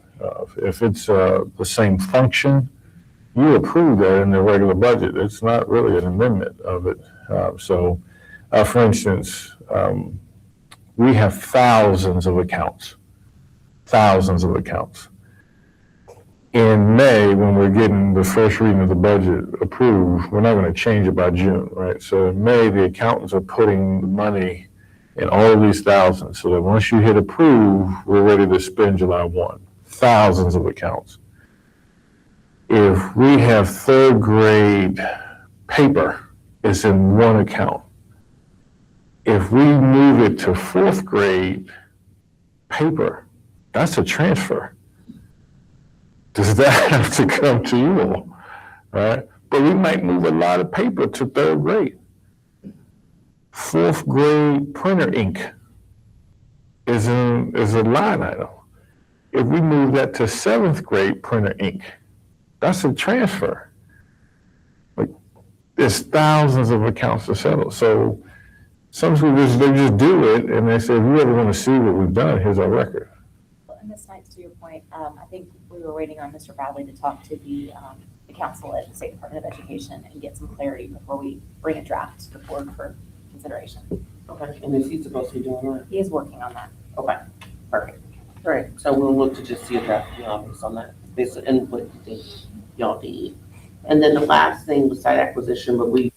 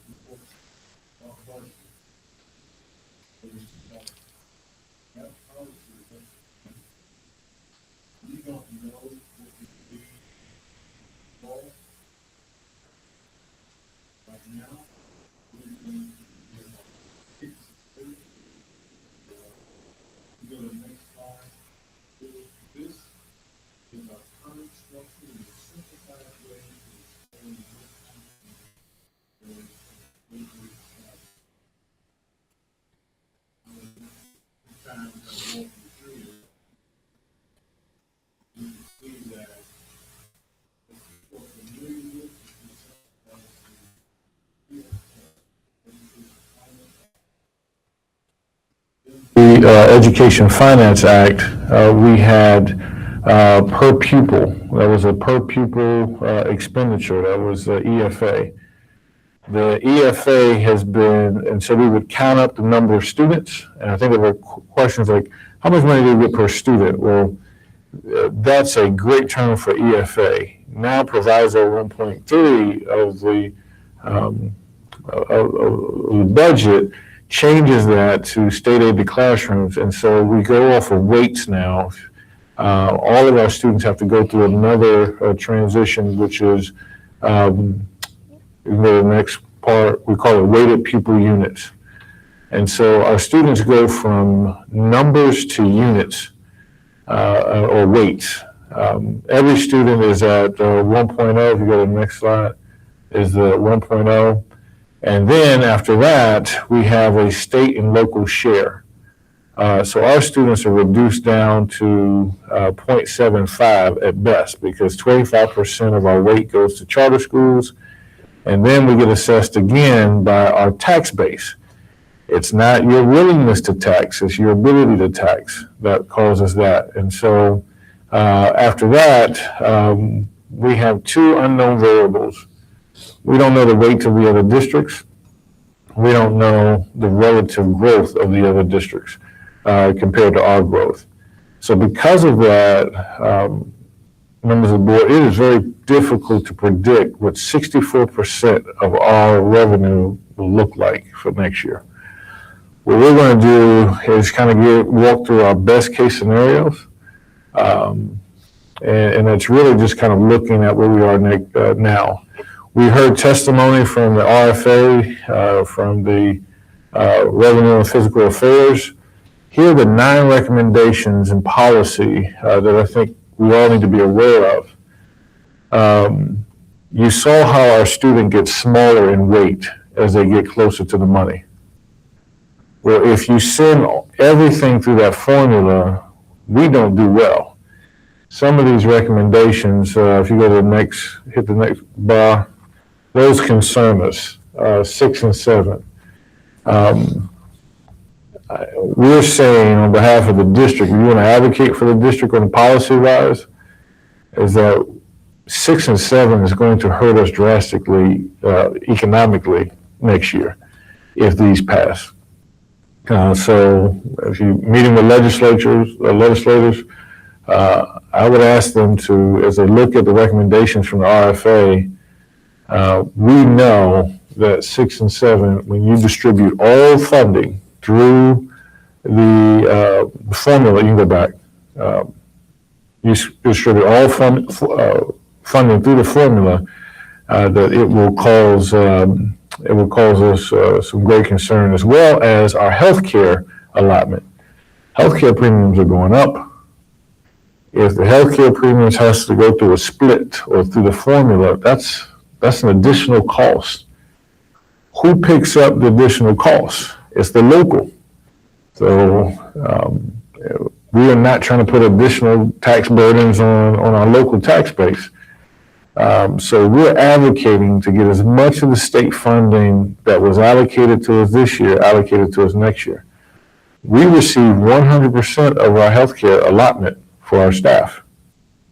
If we get 75% or 64% of that, who picks up the other, the difference? I'm sorry. Yeah, I was gonna, so you're saying that our employees' healthcare comes through this formula that determines student funding? That's a proposal from the RFA, yes, sir. So right now, it doesn't, right? But, and that's why we wanted to start with the legislative stuff, because this is going to have a huge impact on our budget for next year. The RFA, Frank Ravenwater, presented to the Ways and Means on Tuesday of this week, recommending this. The governor also has a version of this proviso. Now, in his proviso, he does not, his recommendation, he does not he does not distribute everything through the formula, correct? But they still are using the formula. Now, I know that there was a recent increase with healthcare costs, insurance and all for teachers. That impacted their salaries. So not only is it going to impact teacher salaries, it's also going to impact our funding, student funding. Correct. It will be a huge blow to us. It will cost, I would say, way more to fund today's budget than it does for next year. So I'm very concerned about sending all of these funding pieces, especially healthcare. We've seen swings in healthcare, I think, to like 8%. That's a lot. And so, it's a benefit that we're going to pay, but it drastically impacts our ability to do other things. And if that goes to the funding formula, at best we can get is 75% of what we get 100% of now. Where does that other 25% come from? I can probably look this up, but is there a way to give us what does healthcare costs for our district amount to? I don't need an exact, So if 90% of our budget is personnel, I would say 30% of that is healthcare costs. So if you take right now, the average, so the way the state budgets, is on it all. What happens, Amy, I think our mics go out when Yeah, we they stop keep talking. turning off. So I think, Is that on? Just remember to turn it on whenever you. we're gonna push the button every time. It's on now. On the- No, it's not. You gotta get the green. There we go. Is that better? Yeah. Yes. Yes. So the way the state budgets for salaries is they essentially take the total number of students across the state, divide by 11.2, and then use the master's plus 12 years equivalent, which is about $61,000. And then you're going to add essentially 33% on top of that for healthcare and benefits. And so that's 30% of our personnel cost is healthcare. And I would say, Scott, one of the things, Dr. Henry, we have to think about is a lot of our healthcare, not our employees.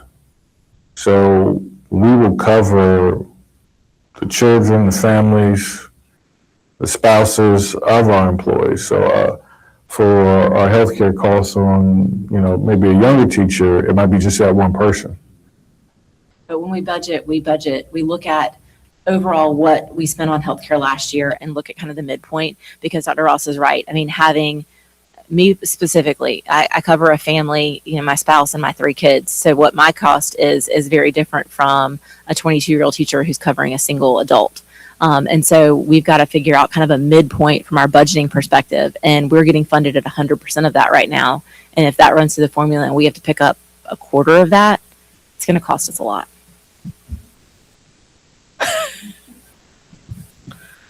Sorry. I don't know why I'm cutting Talk off. about it. Okay.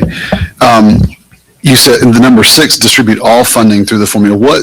I know the healthcare is not distributed. What other funding is not distributed through the formula? Right now, the CTE funding doesn't go through the formula. There was a lot of discussion about what CTE formula, whether or not that should go through the formula or not. There was concerns about even accounting for CTE across the state. Some districts offer CTE programs in middle school and high school. Some only offer high school. So some districts felt that that was a disservice to them. If they're only offering in high school, they're not getting that additional weight. And so should that be held against them? So the CTE and the healthcare, I think, are the 2 biggest that are running through the form, or that are proposed to run through the formula that aren't. In the governor's proposal, none of these would go through.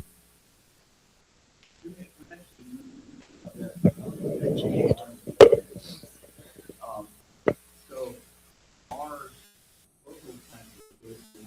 local charter.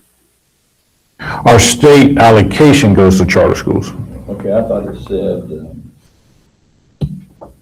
okay, maybe I'm mistaken. Yeah, so the state aid to classroom is coming from state, and so our state allocation, 25% of that is being withheld to go to charters. Are all these changes, this proviso, is that an effort to better finance charter schools? That's correct. So if you look at that man walking, the student walking through to the funding, our students will arrive there at a base of, let's just say 0.68 or something like that. And so But a charter school student at a brick and mortar, they'll be 2.6. Or, so they have a bigger claim to that. So the debate is, how do you address this? Now, the argument of why does Lexington 5 give 25% of its weight? Because it's not the number of students, the weight of the students. So your weight determines the proportionality of the funds you receive. If the argument is that you can take 25 cents or 25% from the Lecture 5 because it can tax its local base. And that's where it's having a pressure on the local tax base, because if you don't get it from the local tax base, well, you could have. Well, I think that's what, I was, when the whole idea of charter school funding came out, there was a sort of this.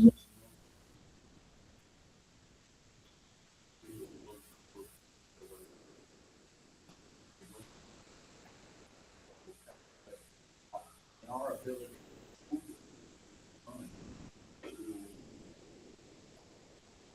teachers, works for the district. This impacts us greatly. This is really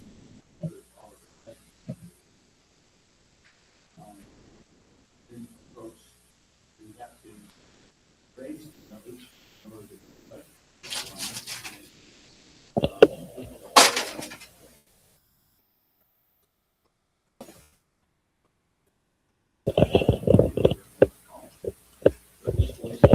back on us to raise local taxes in order to fund our students. That's exactly right. That was my question, is what was the break class option if that healthcare gets included in the governor's version? What are we gonna do if if it's included in the governor's version with the healthcare funding portion? I mean, are we gonna have to? We don't have to cut. You only have two options when your revenue is down. We can't produce, we don't have any production for we would have to cut program or staffing. You could raise taxes through that, but a combination of both.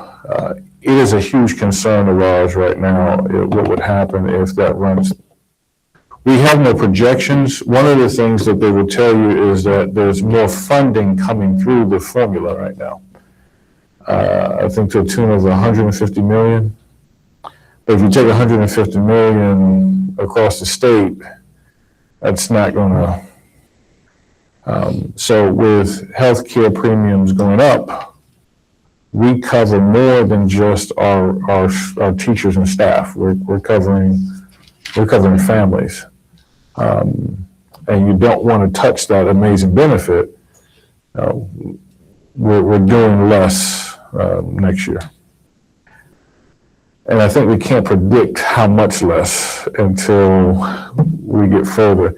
So I think as we collectively advocate for the district, it's understanding that this puts we have the 16th largest tax base in the state.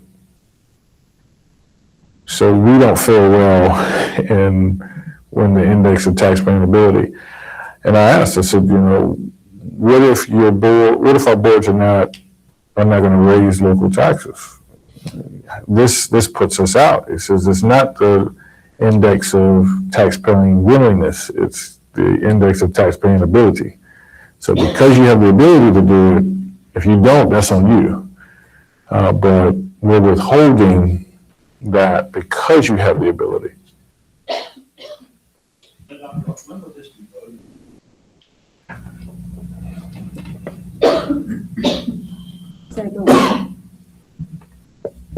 The Ways and Means will come up with their budget recommendation by the first week of March. Then it'll go to the Senate Finance, and that'll be later in the spring, and then they'll have conference committee on any differentiations. But we'll have at least a first round projection based on the Ways and Means budget by the first week of March. Okay, but since this is a revised, We don't find that provisos ever leave the budget once they're passed, They so just change slightly every This year. isn't one. Correct. It becomes a law. it becomes a one-year law, but they just never leave. I mean, because this passed in, the first proviso was in 2021. And it has been in the budget ever since with some slight modifications. So it's not in law, but it's just in the budget proviso each year. So that makes it easier for them to change. And we're planning to get together with our local delegation to make sure they're aware of this, so they understand they're going to share the burden. It's our goal to have a legislative breakfast. I wanted to talk with you all first about any potential legislative items. From the administration part, it's this. We could have that whole breakfast just be about this.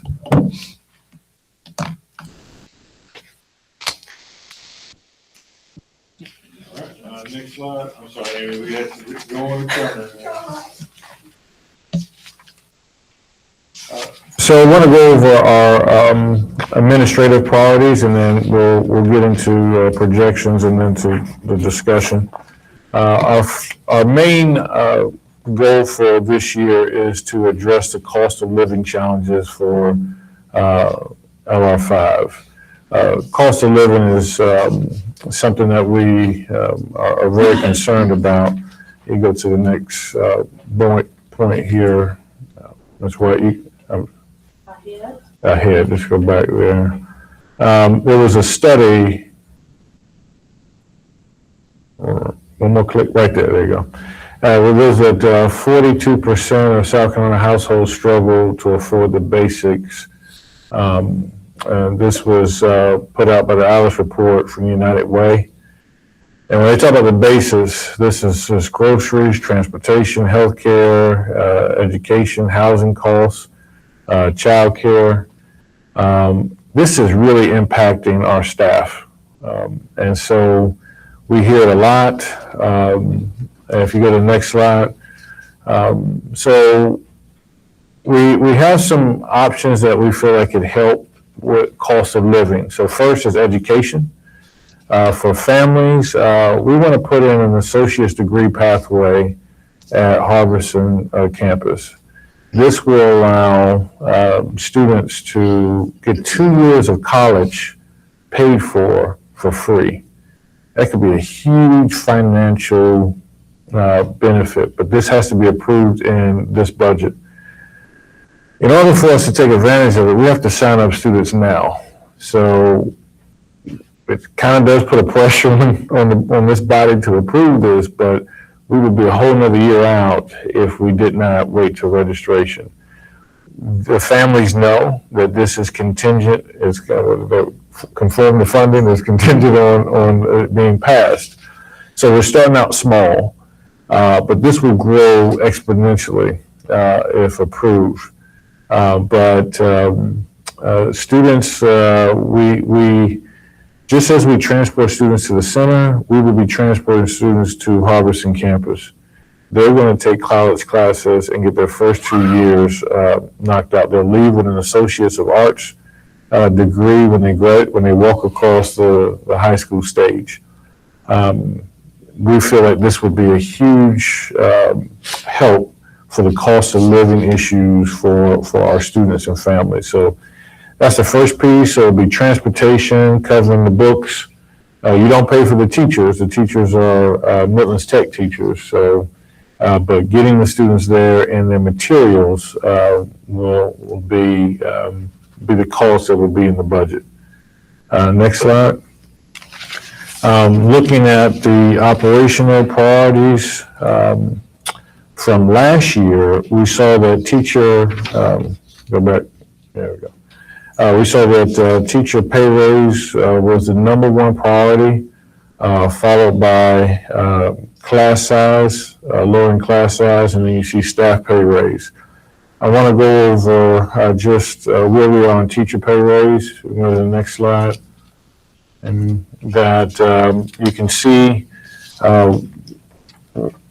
in the 24-25 school year, the state of South Carolina averaged about $64,050 for the average teacher salary. And click forward. And that's where we are in the state. So, we are, again, your local tax base has everything to do with getting you to the top. To be at the average, that's just using that's not the average is not the state funding formula. The average is of all districts. So if you look at where the state funding formula is, it's much lower. But that just shows you where our LR5 is in terms of the state.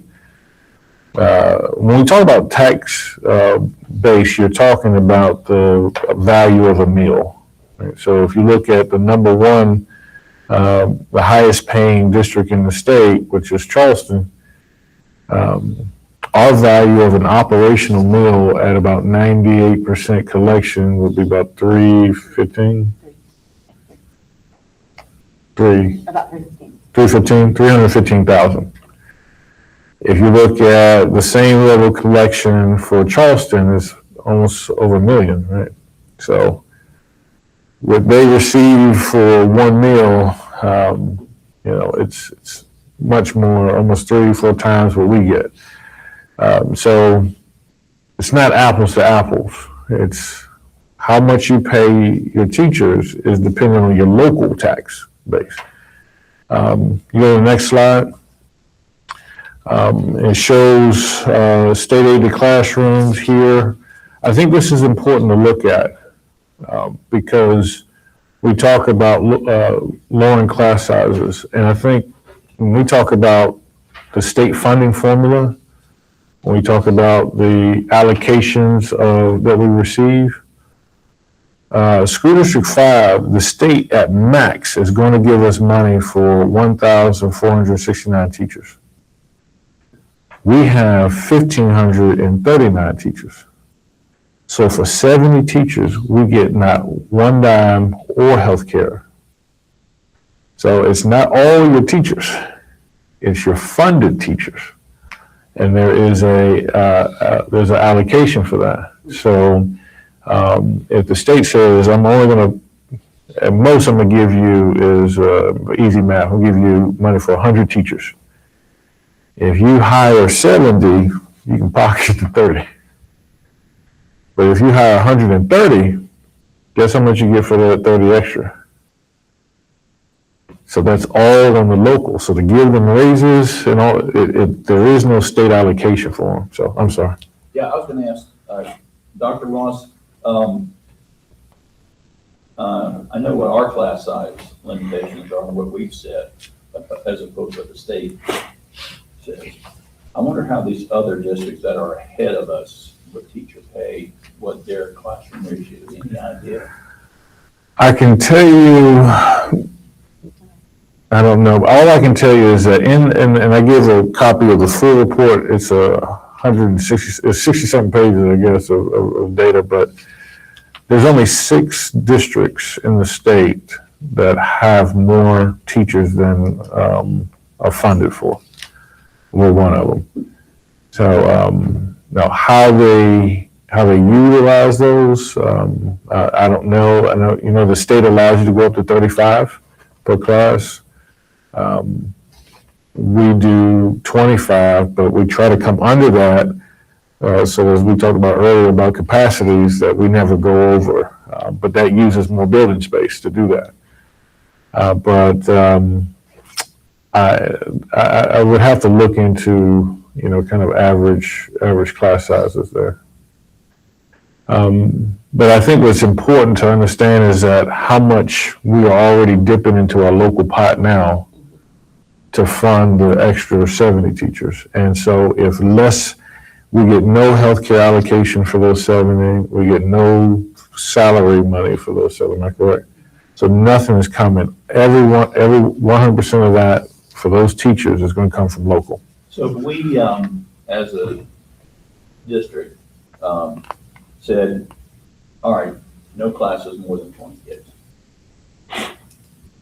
Is that me again? Sorry. So we as a district said no more classes, no classes more than 20 kids.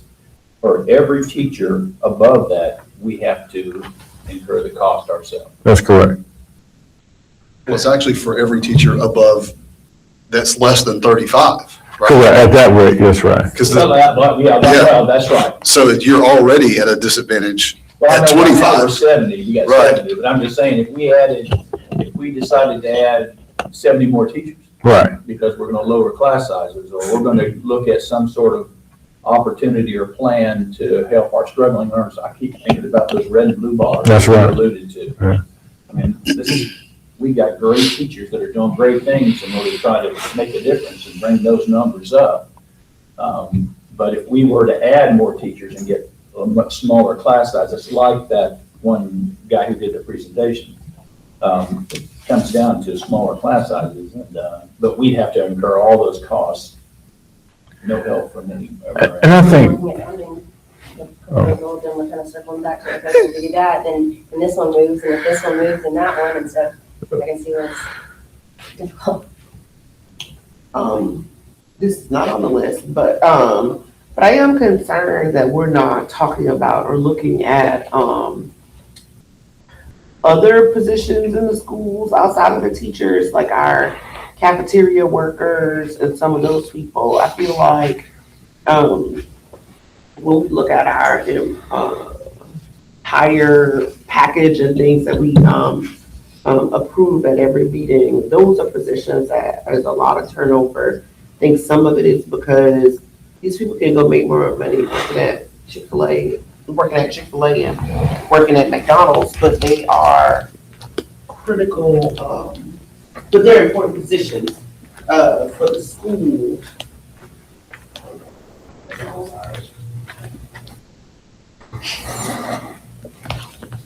so you segue me, Madam Chair, to my next slide.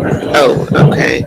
I just, it's just, and granted, y'all might have it on the, administration's, priorities. I haven't gotten that far, but just looking at sort of, our stuff, and as long as I've been on, just about 4 years that I've been on the board, at every turn we have, at budget time, we're always looking at our, teacher pay raises, and I'm not saying that we shouldn't be, but I just think that, we should also have just some more consideration into the non-teacher positions that are in the schools as well, because we do need those positions in order to operate our schools. And I did look back just at like the old agendas to look at the HR reports that we're approving, and we do have a lot of turnover just sort of in these like teacher aides and that kind of thing, but we really don't talk enough about how we should look at giving them more of a boost as well. You're going to talk about like special ed, for example. Well, for sure, those teachers need teacher assistants and that sort of thing. And I just more recently learned, maybe like a year ago, when a woman quit at one of the elementary schools, because she's like, look, man, I'm not changing any more diapers. And it's like, you don't even think about the fact that that's something that somebody is dealing with. And so you're not going to keep somebody in a classroom doing that kind of work for the same like $12 an hour that they've been making for like the last 8 years. So that's not to say that because teacher pay raises, obviously, in this, everybody need more money. Like, I get it. But when we're looking at our people that are already in the schools and then having to work multiple jobs just to like make ends meet, I just feel like as we look at this budget, maybe it's time for us to give them a little bit more attention. So that's just my soapbox. I agree, and that's our number one priority this year. If you can go to the next slide, is staff pay raise. This is from the last time we did and the parent and student advisory made that their number two priority. Staff pay raises, and I think that's a group that is, that's a group that kind of interacts with the staff a lot more. And so they know that, like you said, from everything from feeding tubes to changing diapers to supports to calling, a lot of it is done by the staff. Next slide. So one of the things that I wanted to show here is if you look at our lowest class, which is class 6, you can work 23 years in our district, and it's a span of $7,000. When you start, that's below the federal poverty. It is hard to get someone to come to our district, serve our students at lunch, and then for them to be below the federal poverty line. So our goal is to make a huge, I say huge, but a statement to our staff that we need to get them away from the federal poverty line. We have a lot of our staff that have to do 2 jobs now, just to make ends meet, and it affects their ability during the day. That they're doing multiple jobs. They're Ubers or DoorDash, taking on other jobs, other places. And I know everybody's going through it right now. So our proposal, we're all over the place with technology today. We're trying to keep the staff in the schools, so just anchoring that show together. But if you look in your packet, you can't see this. This is all of our positions, our salary class. With the lowest paid at the top and the highest paid at the bottom. What we plan to do is we take the lowest level and just cut that one out. Our plan is to shift all of the figures forward up 1. And if we go up 1, by doing that, we would increase the salaries. The classes would stay the same, but the salaries would all move up. So it's like everyone on the schedule would move up 1 class. Now, we would like to move them up 2 classes. It's just. I'd like to do that too. We would be looking at, I think, $8 million to try to do that. Heather, do we have $8 million? We don't know if we have 4. I think what happens is if healthcare has to go through the funding formula, we're going to need money to just pay our current people healthcare. So you can see why we want to start with the legislation. It's got me stressed out. We wanted to start with the legislative part because that's going to impact everything we talk about. Proviso 1.3, and like you said, it's not law, but it acts as law. And if everything goes to the funding formula, we haven't talked about CTE, right? Those allotments for career and tech, which we would help us academically, instructionally. If that goes through the funding formula, so to say $150 million more is going to minimize, that's not going to work. When it's just 8 for one thing on our piece. So that's our number one administrative piece is we need these supports. We want to be at the top of the teacher pay piece. I'm with you. But we're at the federal poverty level on our staff. And we gotta get that in a better position. Dr. Ross, let me ask you one. And I may have shared this with you on before. When I first came into the district, but we would, I say that about that, but as far as, hey, people are flocking. And now we convince ourselves that, well, we're competitive now with the other surrounding districts in the Midlands. And so we sort of I don't say it's a compromise, but it's you sort of say that in a way that, well, that's okay.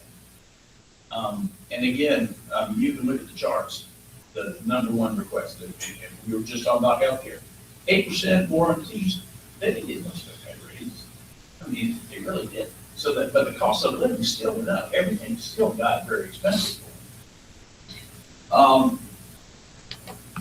I wish boards, and ours, maybe will be a leader, I wish they were a little more aggressive with pay across the board. You're right, it's not bus drivers and the custodians, these people make your school live.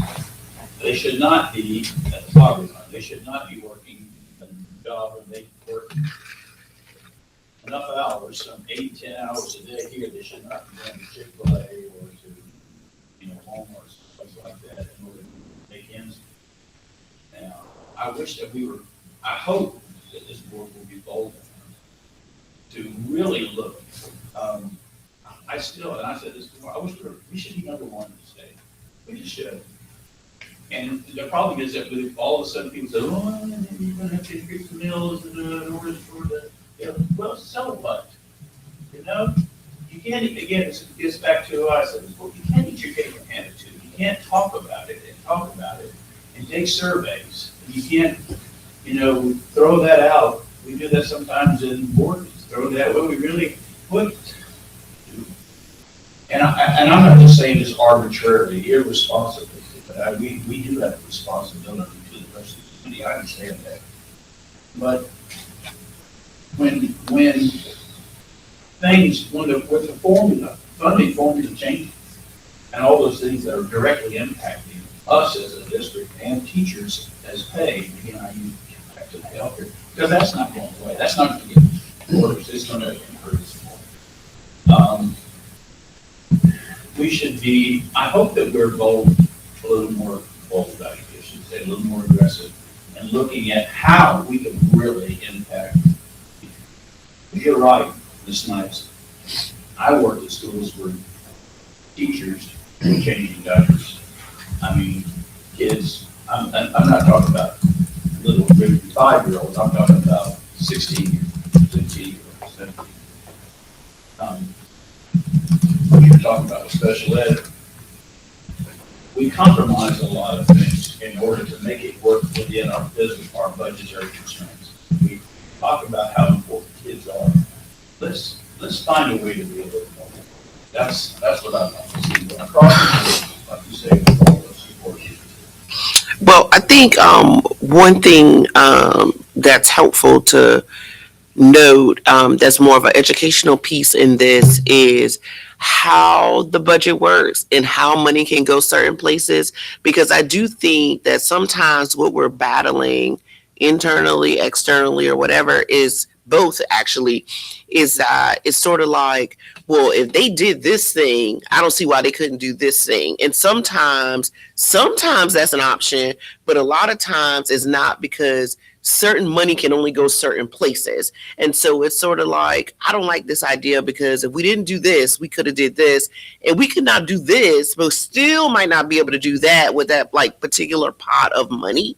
And so I think sometimes like that's like a helpful thing to explain. And you raised a valid point that, we'll say, well, we should get a raise, or we should do this, or we should do that, and not understanding that. And I'm sure Ms. Tucker would be happy for us to remind people that it's not just like a blank checkbook. So it just can't be because we have $10 million in the bank that we can just do whatever we want with that $10 million. Dr. Ross has been talking a lot about the healthcare. I'm gonna tell you, in the time I've been on the board, I ain't thought about that not one time, because when we're thinking about the budget and things and what our priorities are, we aren't thinking about the fact that the district has to provide healthcare. I'm not, and it's not because I don't care about it. It's just because it's not our job to care about it. Like that's not necessarily the thing that we have to deal with. So it's not the thing that's at the top of, that's at top of mind or whatever. And so I think that, as we sort of like flesh through this or whatever, Mr. Satterfield's talking about being bold and things with millage. But I think the other thing we have to think about that's, going to give people anxiety is,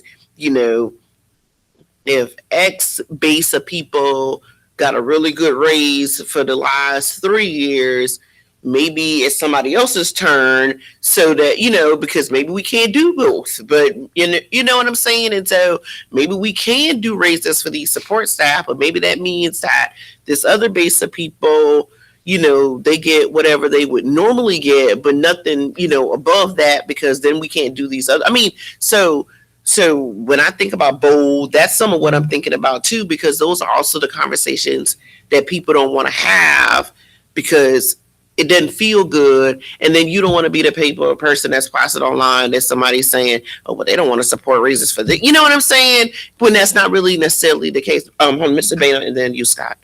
So this is a question. So, what funds, salary, the money that, is it taxpayers, like residential, or is it commercial that funds our salaries? So our salary, we get a portion of our salaries from the state. And then we also get a portion, we do not get operational funds from primary homes. That only goes to debt service. So we get salary funds from taxes on vehicles, taxes on businesses, taxes on recreational vehicles, but not primary homes. That goes to fund our debt service. So we were to, just hypothetically speaking, that would increase like vehicle taxes, basically. Okay. Correct. That would be our operational millage, not the debt service millage. And thankfully, I have amazing staff and they answer questions really quickly. Dr. Herring, your question about healthcare, just last year on healthcare, we spent over $23 million. So when you think about the cost of benefits overall is about 33% added onto a salary. And retirement is another very large piece of that because we have to pay the retirement piece. I think that's a little over 30 million a year. But healthcare, if just the healthcare part of that has to run through the funding formula, then we're going to be on the hook for a third of that.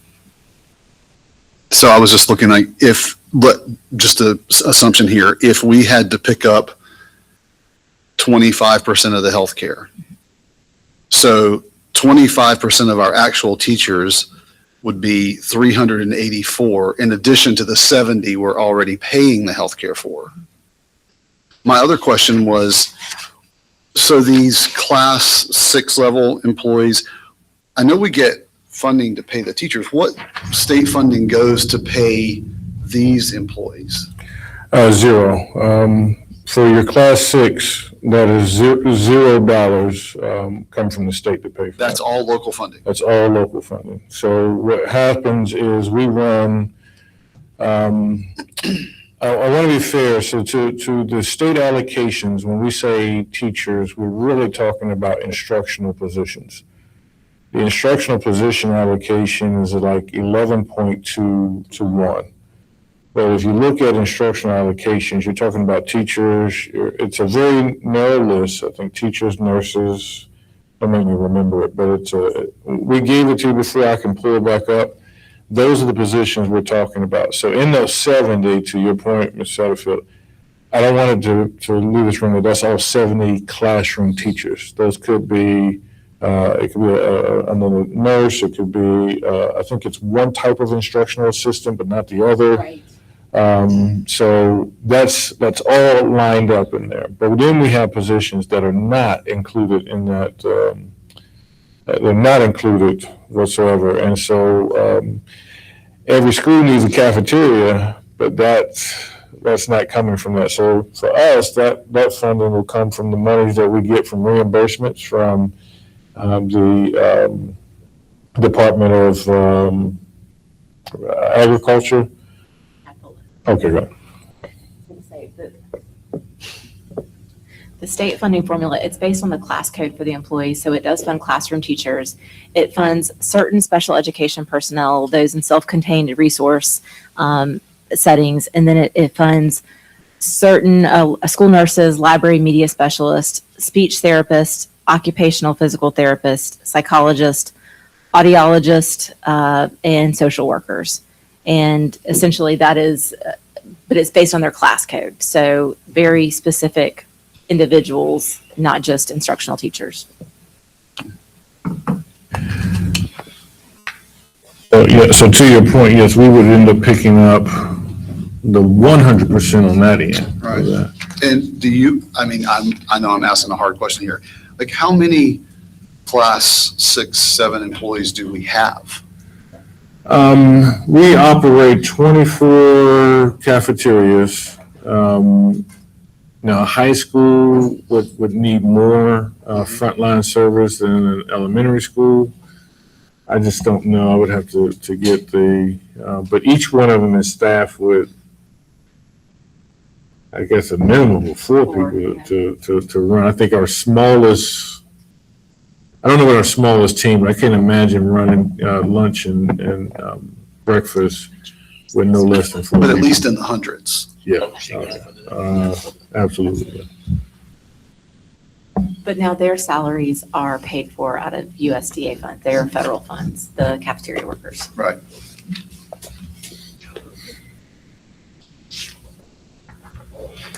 So it's our recommendation to address the cost of living in the administrative 26-27 general fund priorities. Cost of living would be first to address the support staff pay increase that is presented there. We estimate that as a rough estimate about $4 million. To move it one level. To move 2 levels would be about $8 million. Again, we'll just see what our revenues look like when we get to that. I would love to move it 2 levels, but I just don't know we'll find 8. The supplemental pay increase. We're going through the supplement review right now. Our supplements haven't been changed in quite a long time. The amount of time you spend out there with the band or the choir now, it needs to conform to today's rates. Did you do the study for that? You approved it. It just hasn't come back yet. Okay. Well, you've approved the solicitation.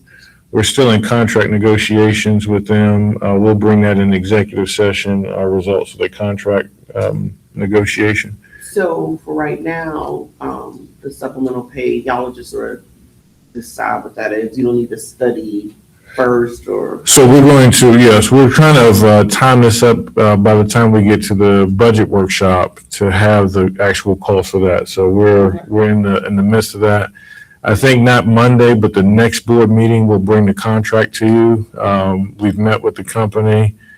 We have done the lion's share of the work for like the last 10 years. We just need them to do market midpoints.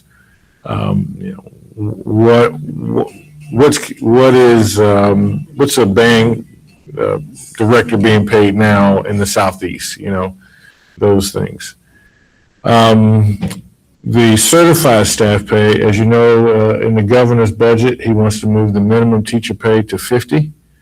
So, again, it would not, we would not get $2,000 for every teacher that we have. We just kind of went over that, but right. But in the news article, it's going to come out as if there's money for every teacher. There's 70. There's not. And then if the money has to go through the formula, at best, we're going to get 64 or 68% of that. The associate's degree pathway, that's a possible reduction in college costs if the kids pass all those classes. You would have to take a summer class, but if you do all of that, stay on target, you can get an associate's degree. So those will help with cost of living. And then the last two are moving forward. You approve these as fund balance. We would like to make these reoccurring. That's the tier 2 academic interventions, the tutoring. We'd like to make that year long, as well as there's been a concern about behavior and discipline, the expectation coaches, and the cybersecurity monitoring. So those are now approved as one-time expenditures. We would like to make them reoccurring. So with that, as we go over the general fund operation budget priorities for your surveys, I just wanted to turn it over to Ms. Tucker. You just kind of talk a little bit, if there's anything you want to share about what we're seeing in terms of revenue and the proviso, and then we'll look at the priorities of the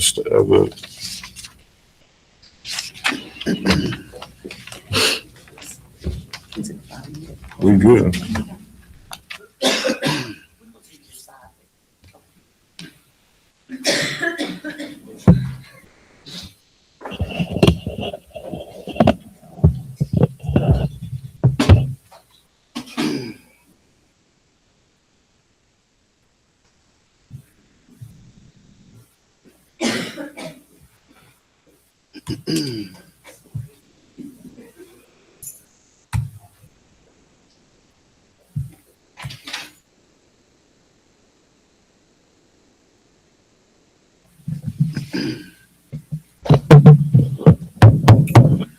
All right, sorry about that. All right, Ms. Tucker. All right, thank you. So thinking about our revenue for next year, we are in the first year of collections for the true reassessed value for Lexington County. Richland County did their reassessment a year ago, and we collected those taxes last year. Lexington County did their reassessment, so the collections that are coming in for this tax year are what we will see with the reassessed value. So those collections started coming in January. We should be getting reports from the county mid to late February for those first January collections. So we'll have a better idea of what our tax collections look like from the counties at that point. But as far as state aid to classroom, again, that is, it's the math problem that has two variables. And so looking at our projections for next year, all we can base that on is where we are right now. And we saw our adjustment from the month of January in our state aid to classroom, which is based off the 45-day ADM. And our 45-day ADM decreased from 5 to 45 by 709.55 ADM, which resulted in a loss of just over $2.5 million. And so looking at that, I think that's where we realistically need to have our base for next year, because we saw a decrease in enrollment. We don't calculate ADM at the 90th day, but we did see a slight decrease in enrollment from 45 to 90 days of 32 students. And so I think Ms. that Tucker, is. is what you're referring to in our packet somewhere? The numbers? It is not. Okay. We have our January allocation from the State Department, which is on the State Department of Education's webpage. Okay. And I was just pulling some numbers because, like I said, looking at a projection for our state aid to classroom, I don't know that we have enough information to project out based on total numbers from the state, because the state hasn't done that calculation of this is the pot of money that we're going to look at, and we're going to look at total students and divide that by 11.2. So they haven't given us that starting point. So I think right now, comfortably, all I can say is our base for state aid to classroom is about $89 million, which is our current allocation. Okay. And so we'll have a better picture as we move into our true budget season in February when we get our January collections from the counties. And then also at that point, we should know what the total pot of state aid to classrooms is for next year and what that will look like. So Dr. Ross and I had some conversations, and I said, I just don't think we have enough money to truly give a true projection for next year at this point. It's too early in the budget process with the state. So I was just kind of looking at some trends that we've seen, but based on our current allocation of state aid to classroom, which is based off our 45th day ADM, we're at about $89 million. And I think that's really where we need to look at is our base for next year.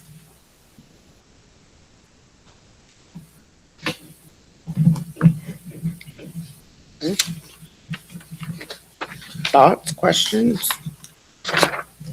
concerns? And Dr. Herring, to your point about those numbers, all of that is on the State Department of Education's webpage under the enrollment numbers and the monthly funding. You can look that up by district, and so that's where I'm pulling all that information. Okay. So it's all public information. And you said that the drop in ADM would result in about a $2.5 million. Correct. If it stays the same. So that's where we are right now. So we saw our our 45th day was October 9th, if I believe. And so they do an adjustment, the state does an adjustment on our monthly allocation with state aid to classroom. We see that adjustment in January based on what our 45-day numbers were. And that changed from the 5th day to the 45th day. And that change happened in January, which was a reduction of about $2.5 million in state aid to classroom. Dr. Ross, did you all ever look at, I can't remember something before, about why people thought we had that such a large adjustment in that charter school, impacting charter schools? I think it's a combination of new charters moving in, homeschool as well. I think those were the biggest piece, but I think the counter to that is that while we decreased in the number of students, we increased in the weight of students. So our weight in special education increased. So what we thought at that time I think it was a change of 600 and something students, 660 students, would have a devastating impact because it's the weight of the students that the number are increased in special education. Went up dramatically, so. Do you think there's more kids being identified? I think so. I think we've looking at OHI population has increased. I think also our ID autism program is expanding. And I think there are more identifiers of autism. I know that was one of the things that we were hearing at the Ways and Means Subcommittee meeting was about identification, but there are a lot of resources in our community as well, all right? And so in areas where you have the evaluatory tools, you're going to have higher identification rates than communities that don't. So I think because of that, our weights have increased. Also, I think it's important to know that what we spend on special education that we're looking at, kind of compiling all of that, does need local supplement as well, right? And so I don't want to make the notion that because we get more money from the state for that, that it totally takes care of all of our special education needs. We spend, for certain students, it requires a lot to support them. We pick up half of most of that. About half? About half Wow. So, for some of those over and above what we can provide. If we have to outsource, we can apply to the state to get reimbursed for essentially half of those fees or those costs. But Have the cost for additional services for students with regards to their IEPs, has that gone up? the request that we've seen this year is almost triple what we had last year. So we've seen quite a few of those requests come in, and the costs are exorbitant. Now, I'm not sure they are. Do we typically have to contract that out, or do we have to hire folks to meet those? We have done both this year. We have done both. And I would have to let Tina speak specifically about that, but I know just from a contract perspective, we've done both this year.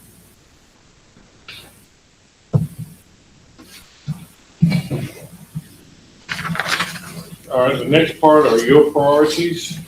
We've compiled for you the priorities of the board.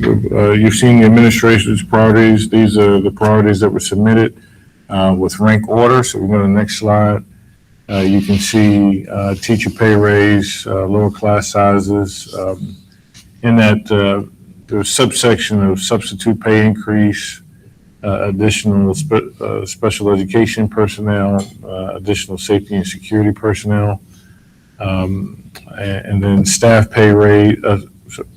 Their staff pay raise is number 4, and then number 5 is additional instructional support personnel. So before we go into capital, I just wanted you all to have an opportunity to talk about those priorities. I have a question. Go for it. So let's, the top priority was teacher pay raise. So based on the fact that we already don't completely fund the teachers we have, let's say over the district, we give, there's a $1,000 cost in teacher pay raises. That's total, which is ridiculous because we have, that many teachers. But out of $1,000 of teacher pay raise, how much of that is a local burden, local tax burden, and not state money? And maybe I should use a different number. Let's say it's $1 million is what it costs to give the teacher pay raises that we are either mandated or want to give. How much of that $1 million could come from state money, and how much of it has to come from local revenue?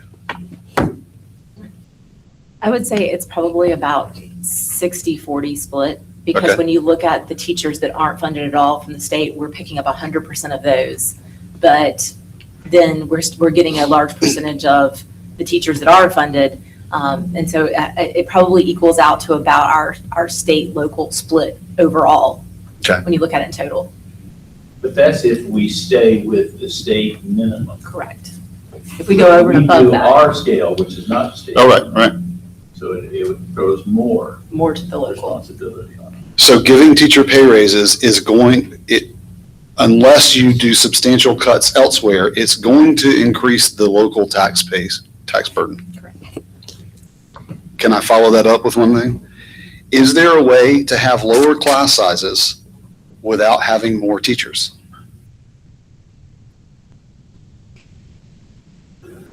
Got a philosophical question? It is not. This is our number 2 priority, is lower class sizes. Is it possible to have lower class sizes without having more teachers?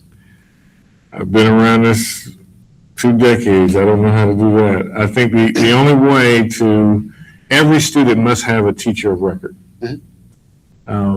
And at every time must be under supervision, unless at lunch or recess. So during your instructional minutes, we have a state law of instructional minutes. And those prime instructional minutes, they must be under a teacher of record. If you lower the amount of students that a teacher has, the remainder have to be under a teacher of record for those instructional minutes. It's going to call for more teachers, so. I mean, there are some districts, not in this state, that are using AI and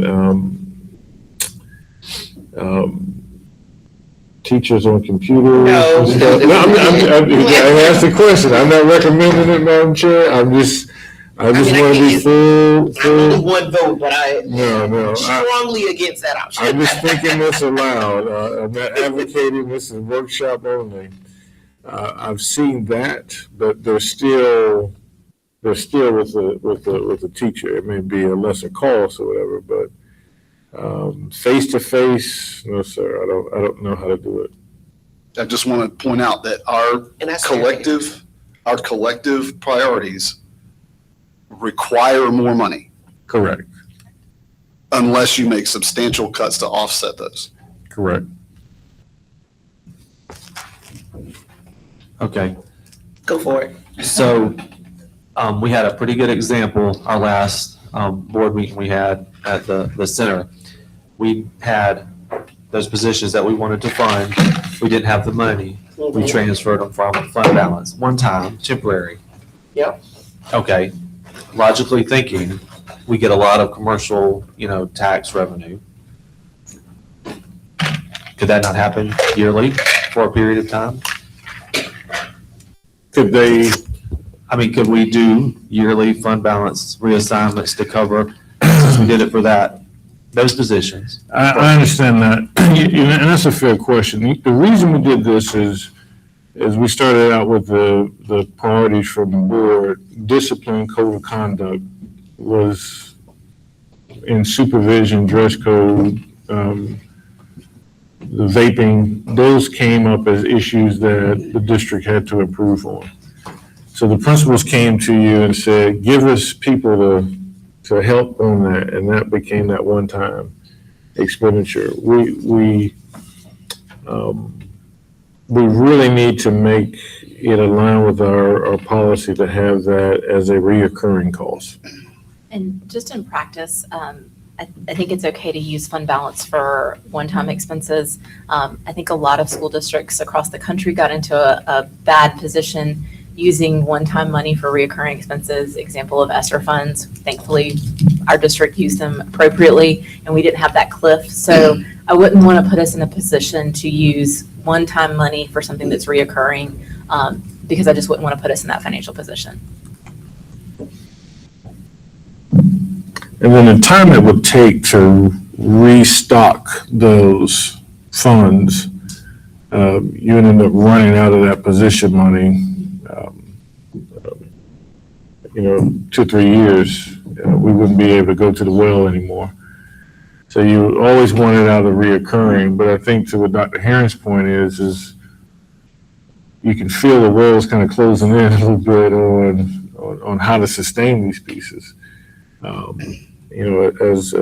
we look at it. So we want to start off with what are the actions that we want to do so your budget priorities, if you look at the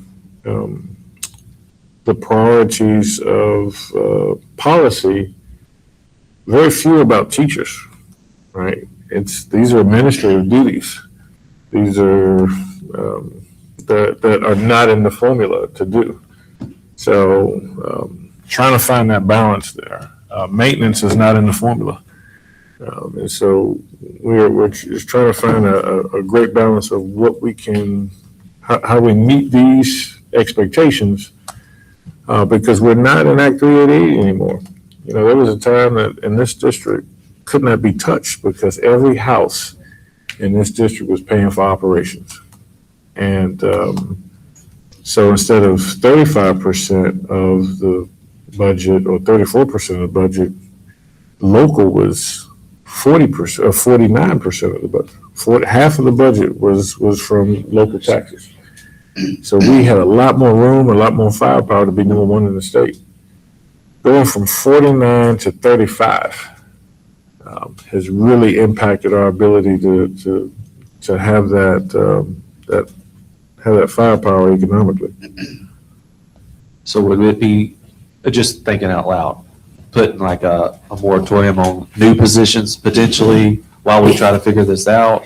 Or, just fund our existing positions if we're anticipating, increasing the pay to try to cover it? I don't know, just a combination, you're talking about tax increases and elimination of positions.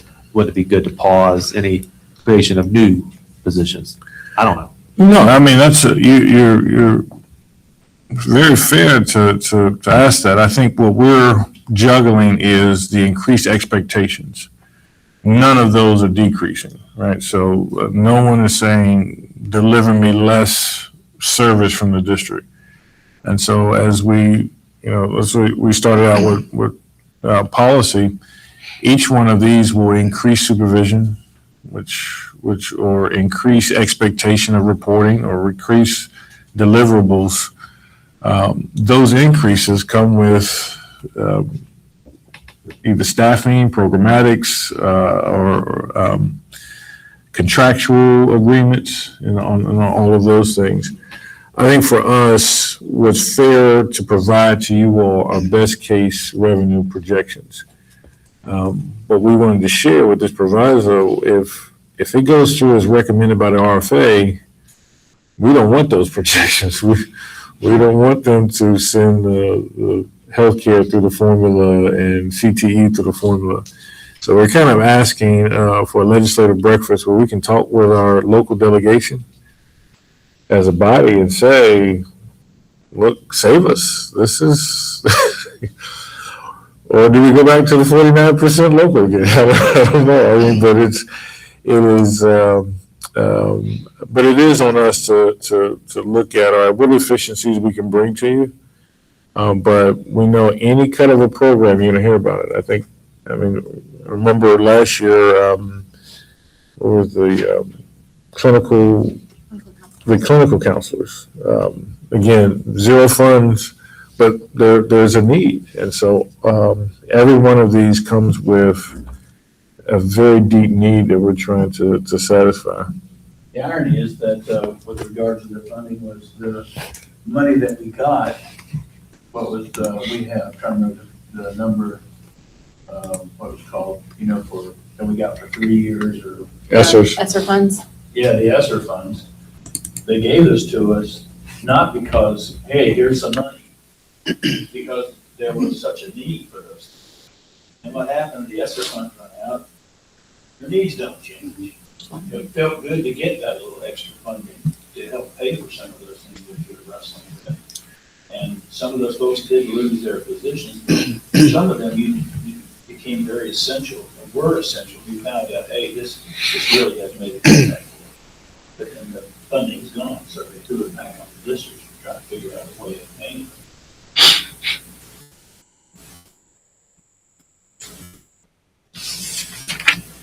So, next, I'm sorry.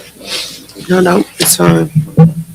Next is our capital budget priorities, and I have our Chief of Operations, Dr. Gary, and Director of Facilities, Alan Knox, going to join us on this phase as we talk about the capital priorities. We're going to start in a different order. We're going to start with your priorities first, and so we did the survey, and number one was health, safety, and security. I think 100% of the respondents agree with that. Number two was building envelope and structure, mechanical, electrical, and plumbing. Three, technology. You can just kind of see the scores along who voted number three. For four, I think half of fours were the site conditions. So additional comments, accounting for critical and poor items in the NPS report. General, put top priority on board referendum projects, followed by maintenance upgrades, needs identified by NPS report, and new press box and school boards as that fourth paramount. So, before we go in kind of revenue projections and then the capital planning, just want to give you all the opportunity to talk about what you submitted. Anybody want to chime in on what their priority was and why, or make an advocate for it somewhere or somehow? I will. Go. So visiting the schools, safety and security is a big thing. So obviously not getting into too many details, but understanding that's like the front office staff. That's a big thing for them. Their safety, as many doors or layers we can create between outside and them is just a general good rule. So that was like one of my top things there. And then even on the student responses on the focus group, the building maintenance was, I think, their third priority. So, they're living it daily. They see the problems and, students reaching out. A lot of us have, younger kids. They're even, hey, I got a word to the board. So, I hear about things from students like, hey, make this a priority. So, but that's good to see.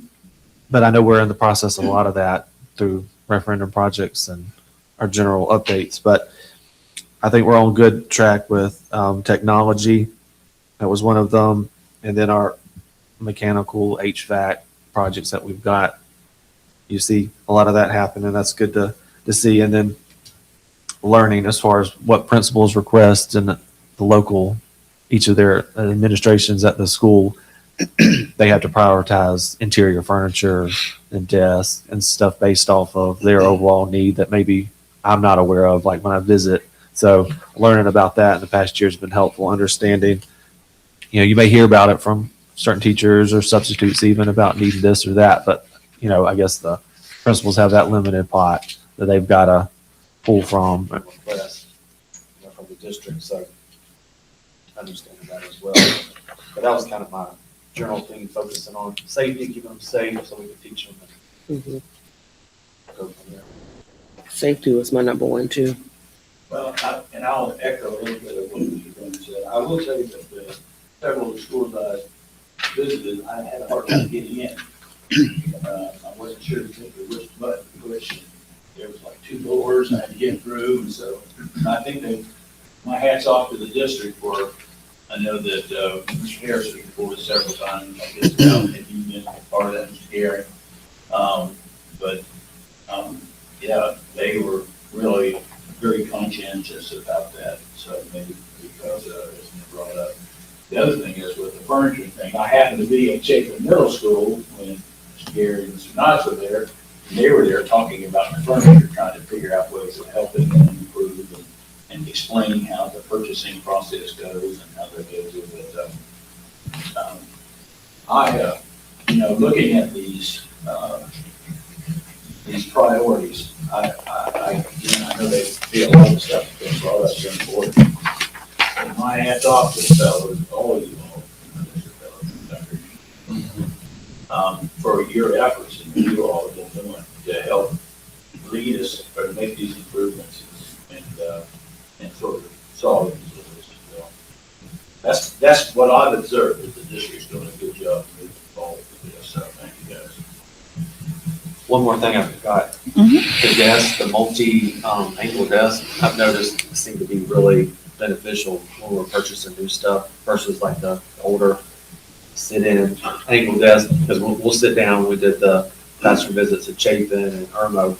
We went to back class, sat down, and they're obviously just easier to move around, and you can reorient. I don't know if you're doing group projects or single for testing. So I know it's a good change in my mind.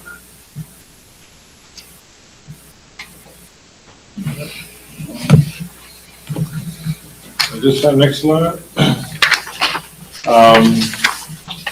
No, I'm sorry, go back one. Heather's gonna go over the capital revenue projections, kind of, looking out over the 5 years, and then I'll let, Gary and Alan go, over kind of where we are in terms of the capital plan. So as far,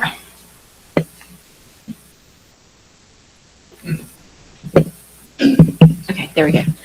So as far as our capital revenue, we essentially use our 8% money to do our annual borrowing for our capital budget every spring. Last year, instead of going with a SCAGO debt issuance, we put that out on the open market. We were able to get quite a few really good responses and got good rates on our GO as well as our 8% borrowing. So we have some flexibility this spring with our issuance. Over and above the $15 million, we have a little bit of a capacity with our current millage rate if we wanted to take that up to approximately $24 million this spring. We could do that under our current millage rate with the 8% borrowing. And we would do that as essentially, like we did last spring, a Series A for the referendum bonds and a Series B for our annual capital maintenance bonds. And so that is an option on the table for a capital revenue for this year. Looking at our GO referendum bonds, we're looking at laying out what projects are going to be ongoing for the next 12 to 18 months and what that borrowing needs to be to keep us again under that millage rate. But we're looking at, we can borrow up to essentially $100 million for our referendum bonds as well as the 24 for within our 8% and keeping our current millage rate. So we've got some flexibility there, essentially this one time because of the flexibility with the referendum debt. Especially if you're seeing an additional 100 million.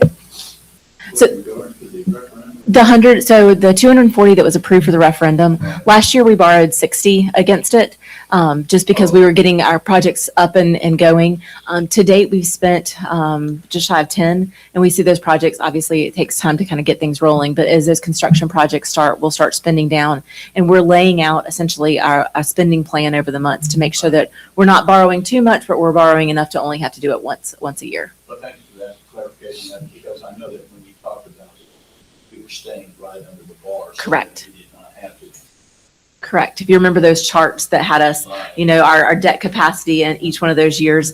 So last year was the one year that we were over that line and we dipped into our sinking fund to essentially cover that. But now we're back under. And so we have that additional capacity this year with our 8%.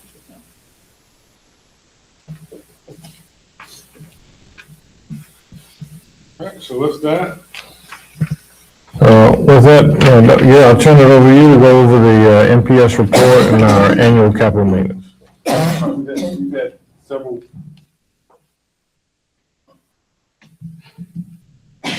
It's on. We've had several conversations about this in board meetings, and Alan is going to walk you through where we are with our MPS report, with 1s and 5s and performance of positions.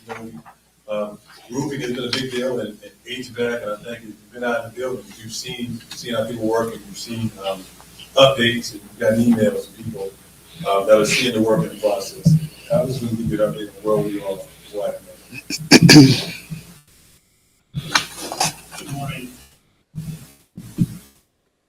So the slide that we're currently looking at shows it's the overall facility condition ratings for all the schools in the district. And, within our bond referendum, we were really focusing on the schools that were, trying to bring everybody up to at least a standard of, higher than a 3. So, you can see the schools that are in orange were the schools that we were really focusing on through the bond referendum.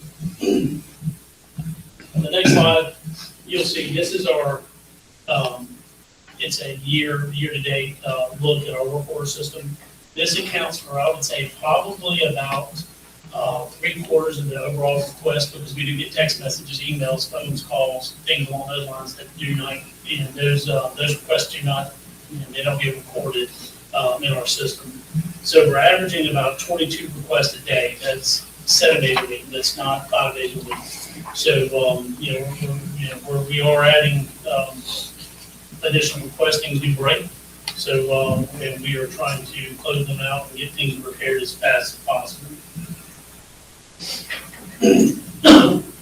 Our next slide shows just our little project dashboard that we have for internal use.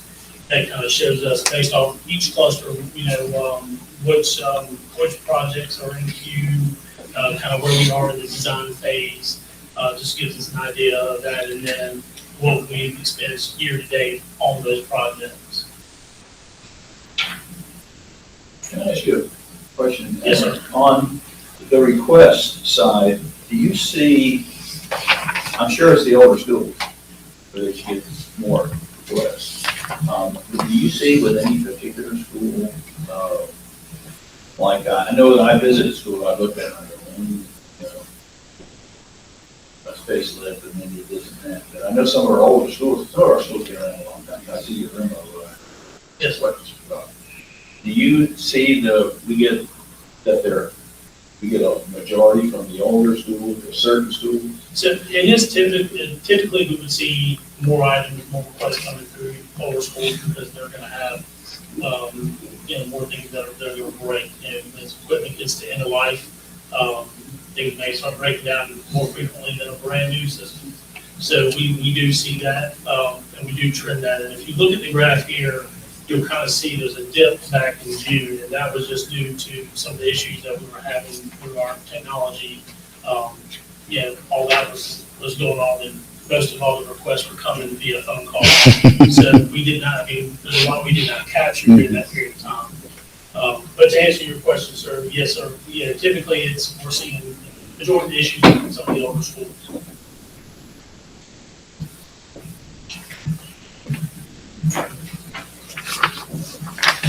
So on the next page, so this right here is a breakdown of items within the MPS report. So for us to track this right here, I think we had, was it like 11,000 occurrences that were individualized in the MPS report.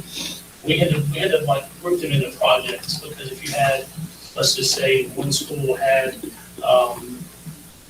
25 or 30 flooring issues, then we need to group that into a flooring project. So it helps us move things a lot easier. It's easier for us to track. This is a part of that internal dashboard that we're using, and it, you know, shows you that, as the day that we actually, exported this data, we had 25 active projects and 6 pending projects, and about 13 completed. And this just kind of, it breaks down, the overall subject groups of where we're seeing the majority of those projects. You can see ADA, general landscaping and flooring. Yeah, there's a lot of cosmetic stuff there, but then we also have a lot of roofing needs too. So this just kind of helps us also drill down to maybe what areas we need to really focus in on, maybe more so than others. Just a tool that we use once.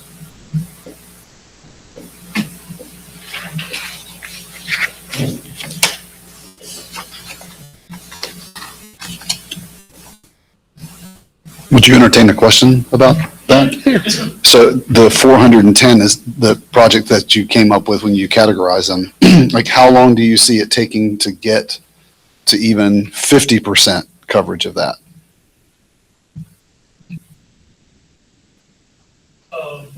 The 410. Yeah, like 205 of those. Like, So, I think back in November, we were able to hire a bond project manager, and this is one of his major focuses, is to capture all these. I think, today, we spoke with him yesterday, I think he has, about $2.5 million of projects actually in queue. So he is, he's trying to speed these up as fast as humanly possible. Mhm. So, because some projects that are in here might be, might take more time. It may be something that we have to go get some design services for, you know, bring in an architect, and some may not. It's kind of really hard to tell. All I know is that, you know, we were trying to go through these, now that we have the resources, is to, you know, get as many projects active, you know, that we can, and then push through this. One of the things to keep in mind, if it is something like, let's say roofing, for example, if we find something that we have to do like a rip and replace of a section of roof, then that may be something we have to do in the summertime. So we also have to be mindful that some of these projects will be done when, school's out. but you're expecting to see that needle start to move? Yes.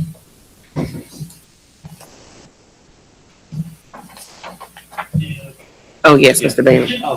May seem odd, but with all our multi-level like facilities and schools and stuff and worrying about like ADA and safety, who do we use for like elevator repair? Is it one company, like do they do the maintenance and repair for all that? Or is it multiple? Yes, sir. So we have multiple brands throughout the district of elevators, and that's pretty typical. And then we have like a service contract with an elevator company, because we're not out there to currently work on those elevators. And they have to work within the various manufacturers to get parts, pieces, or whatever it is. Okay, so I wanted to make a note of maybe we can look at, when you visit schools, you've probably seen, I'd always try to go up the stairs, especially if you have handicapped students on the second floor, we have to have a specialty, lift that'll go down the stairs. Yes. Every school has at least one, I know, hopefully more than one at each stair, but I don't know if that's something that we need to like look at, maybe get extra or updated models, because some of the newer schools have, you know, better design. So it's just something a lot of people think about that I've noticed. Yeah. Any other questions?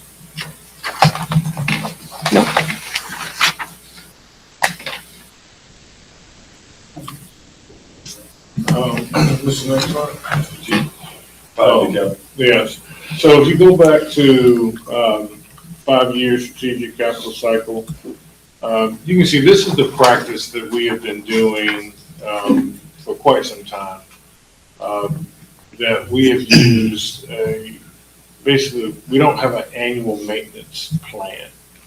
So what we do is we ask the principals, you know, what's broken, submit that, and then they all advocate for things they want. And that could be but none of the principals know about capital, like mechanical. So no one comes to us and say, I need the roof redone, or I need plumbing, or, so what we need to do is, in our next strategic plan, we want to get to a cycle of that.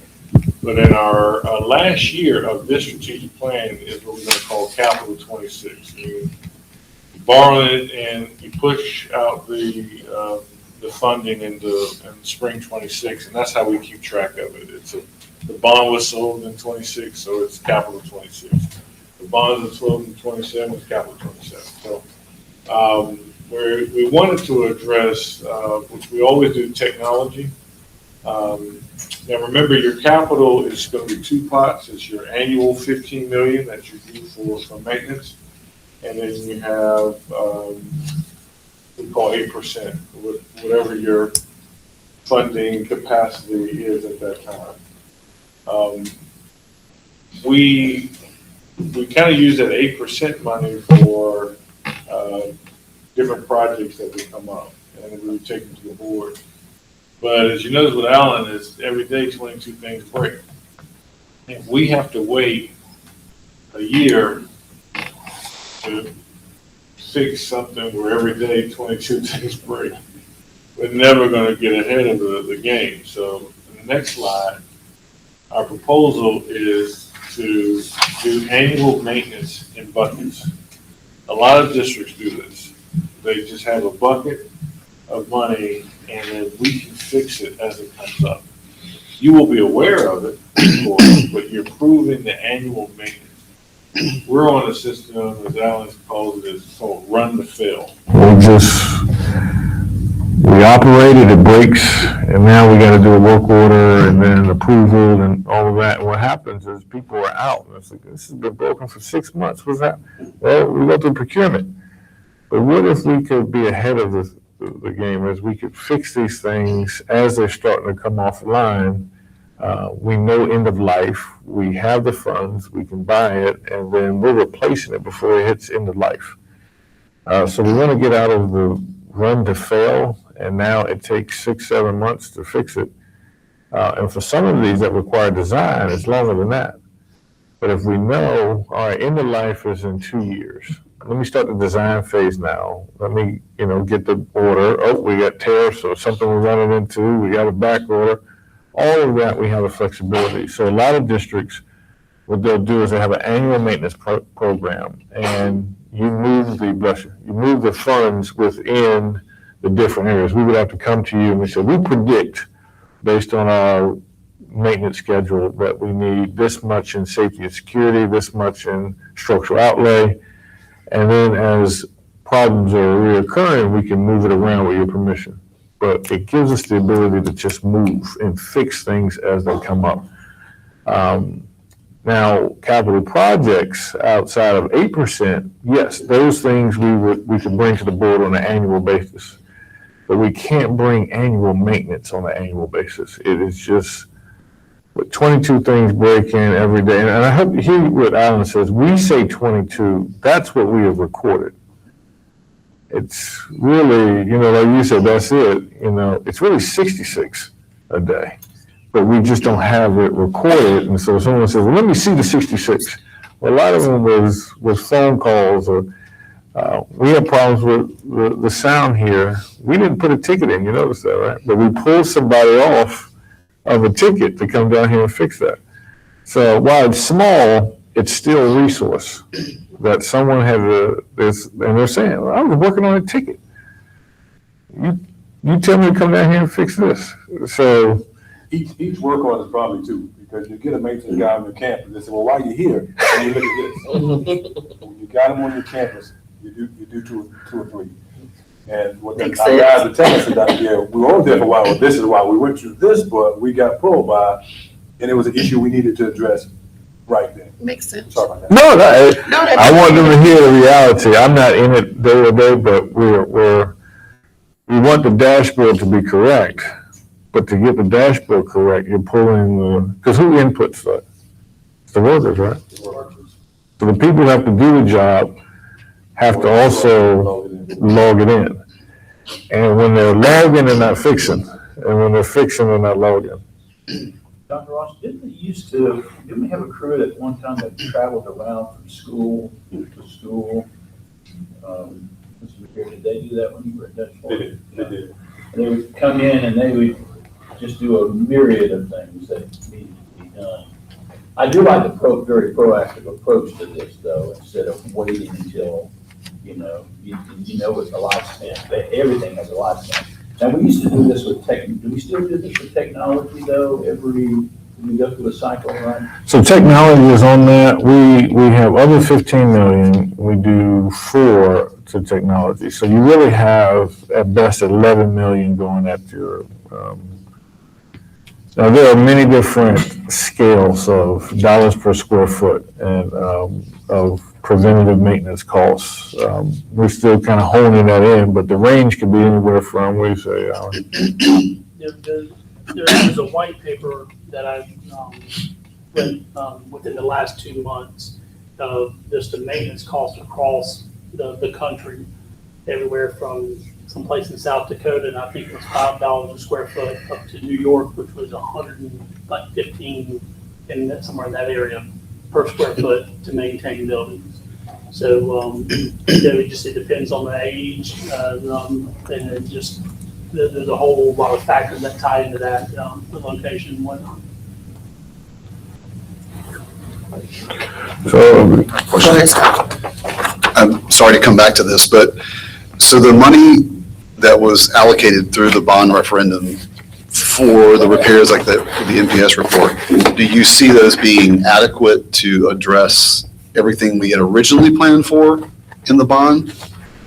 So, as we're going through this, we have some, we're trying to address, so as we are going through the NPS report, we're looking at those, town value targets, and that is the ones that do.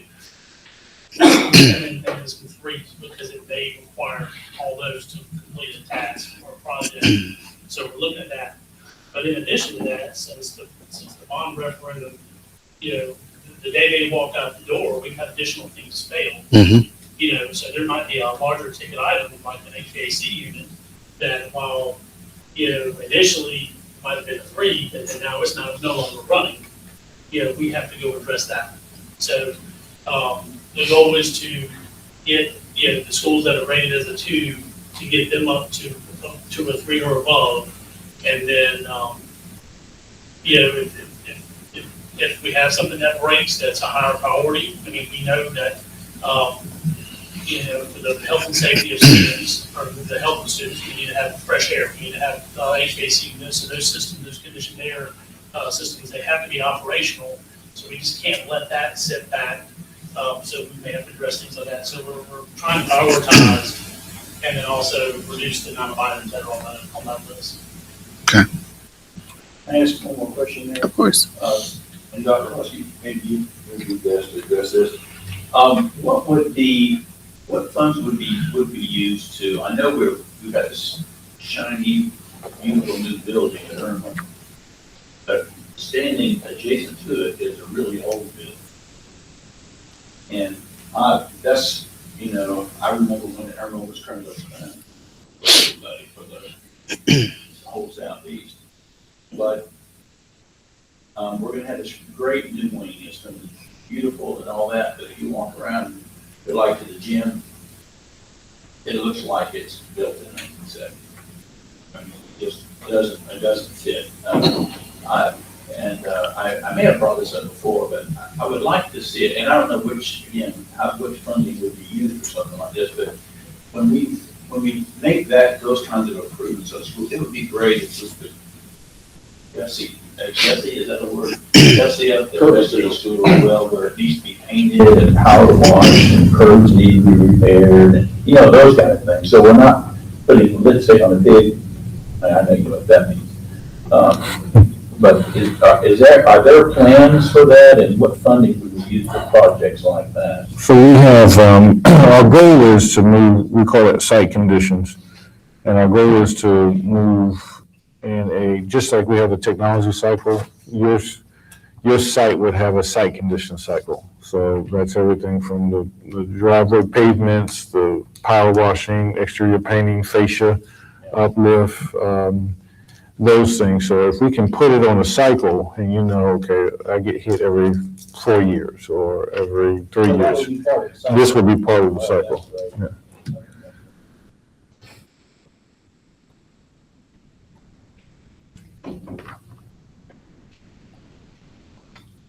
Any other questions? All right, so what we're going to do is just take our time and go through what has been in the last capital cycle. We're going to put it with our strategic plan. So we're going from 22 to 27. And then, the next strategic plan goes from 27 to 32. Who's going to this one? Say the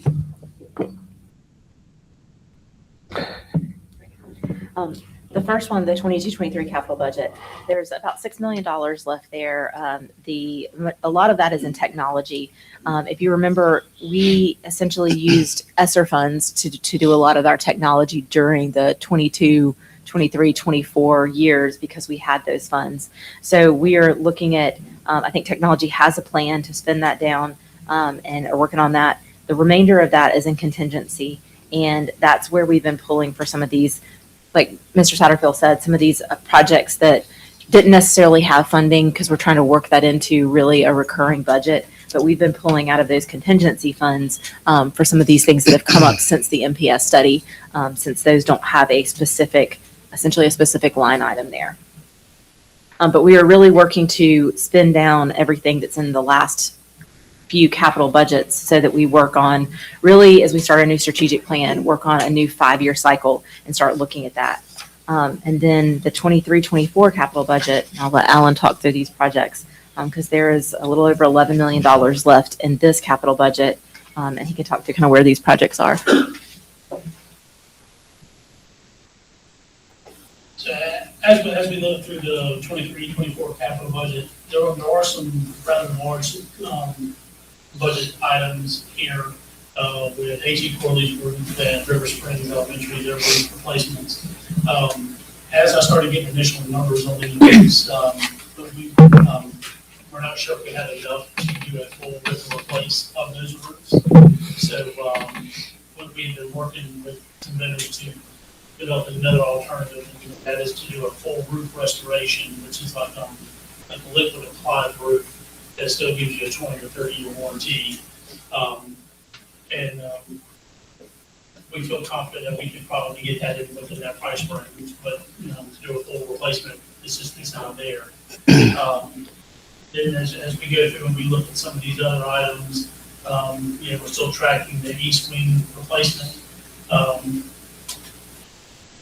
then we have some other security improvements that we're still working on.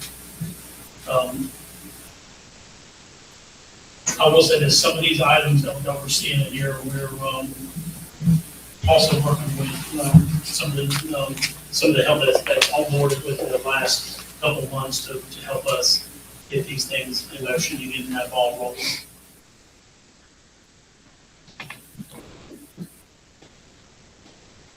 Quick question. Go for it.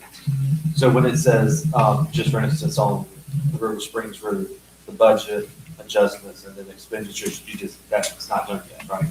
Right. So what we did initially was we had I'm a big technology kind of person, and when you're looking at roofs, it's really hard to tell you what's good and what's bad. So we conducted some thermal imaging scans and studies to really tell us, pinpoint, hey, this whole section is bad, what can we do, what gives us our biggest bang for our buck, and that's why we're leaning more toward the full roof restoration versus just ripping it all off and then putting it back on. One of the key points with the restoration is you can actually do this while school's in. So we get this in effect, potential if something falls through the roof because it's just people applying the material, on top of it. That's people that do that, they give you a warranty, they give you in your one year, Well, it's between, 20 and 30. 20 and 30? Yes.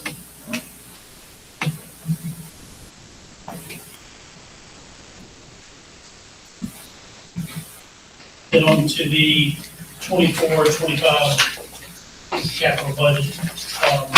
We still have about, 10 million in this. This is another one that we had some projects happening, some solicitations out. We kind of pull them back in and make some adjustments to them, so we can get these right here moving. But you can see, the roof repairs, we have a bunch of schools that are listed. This is one of the bucket items that allows us to draw off, so we can address, some of the quick and medium needs. Within the last, I would say probably last 6 months, we were able to get a roofing contract. I think it's up to $20,000 or $25,000, to where we can deploy, some of our contractors a lot quicker. Now, you don't really get a whole lot for $25,000, but it will help, address some of these issues in some of these schools. Now, let me ask you this, with the 22 and the 23 and the 24, 25 capital budget, what's been the obstacle for not getting some of those things done? The funding is there.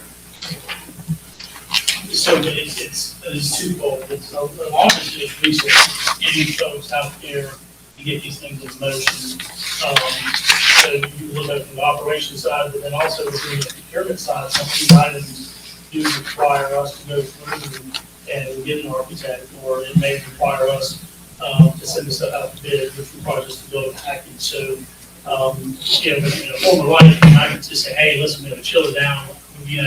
I get 3 prices real quick from our major groups, and then I'd have a PO cut within 10 days and get that moving or less.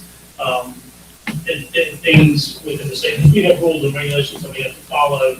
It just, there's a longer process for that.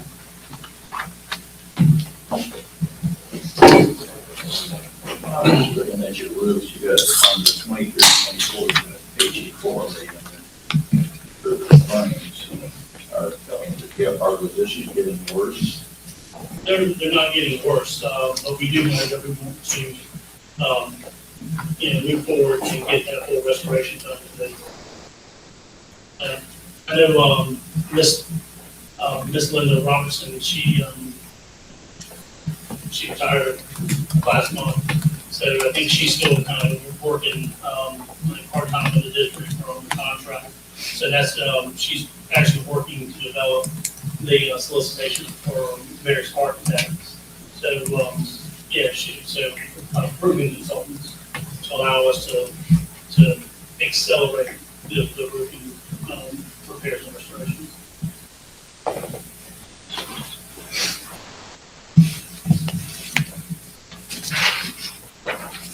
Any questions about the 24-25?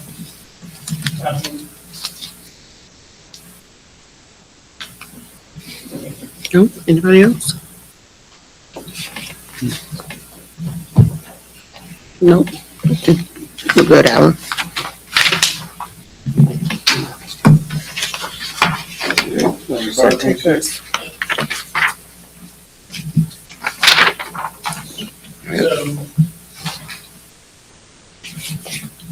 On the 25-26, here we have, several ADA modifications, heating and air, and then lighting, across the district. So,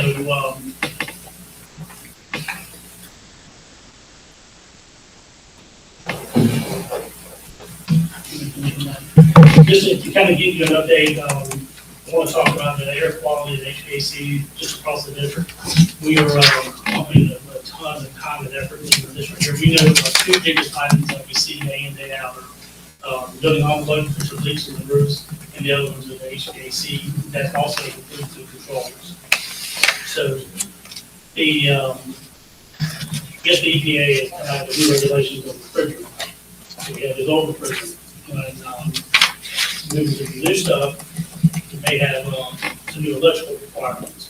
So we're trying to, get through and buy as much of stuff that they may phase out. It's still gonna be good for the next 15 years, the house equipment. But we're trying to get all that stuff in place as fast as possible. I know at Valentine Elementary, in the school, or start of the school year, was supposed to track that 75% of their units replaced. I think we're gonna be at 100%, by the start of the school year. So, those are the things that we're putting a lot of time and effort into, getting those items taken care of. The lighting, we know, lighting across the district, we have a lot of CFL, fluorescent tubes. We want to get rid of those. Everybody's moving to LED. That's one of our big ticket items. Fencing, we're in the process of about to submit a solicitation for fencing across the district. This is kind of like phase 2 when I started. We're going through phase 1. And this kind of wraps up some loose ends and also make sure that we have better, let's say, security things around the school. And then we have some, we have the fire alarm here at Chapin High School. Maybe I can check that number, but that was an issue that we were having to talk to our, and that's been resolved.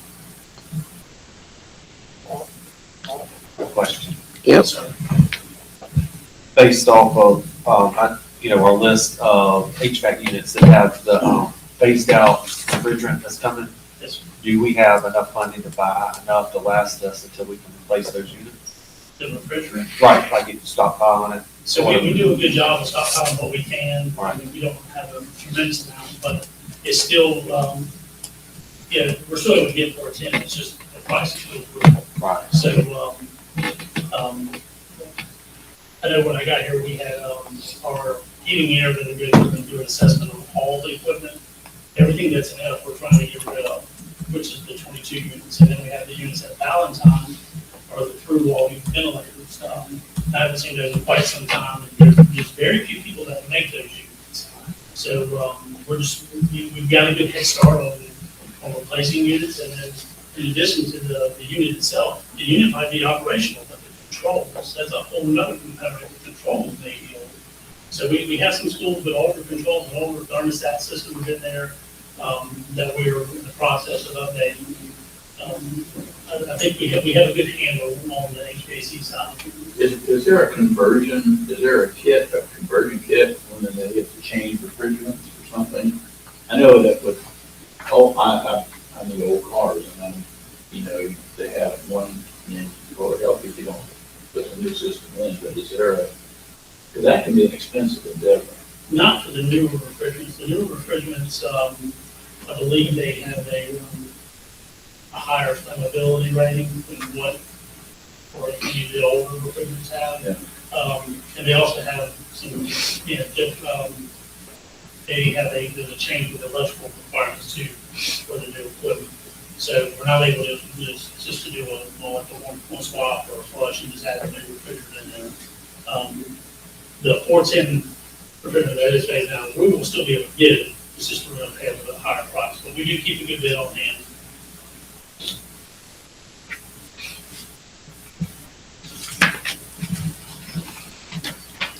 Other questions?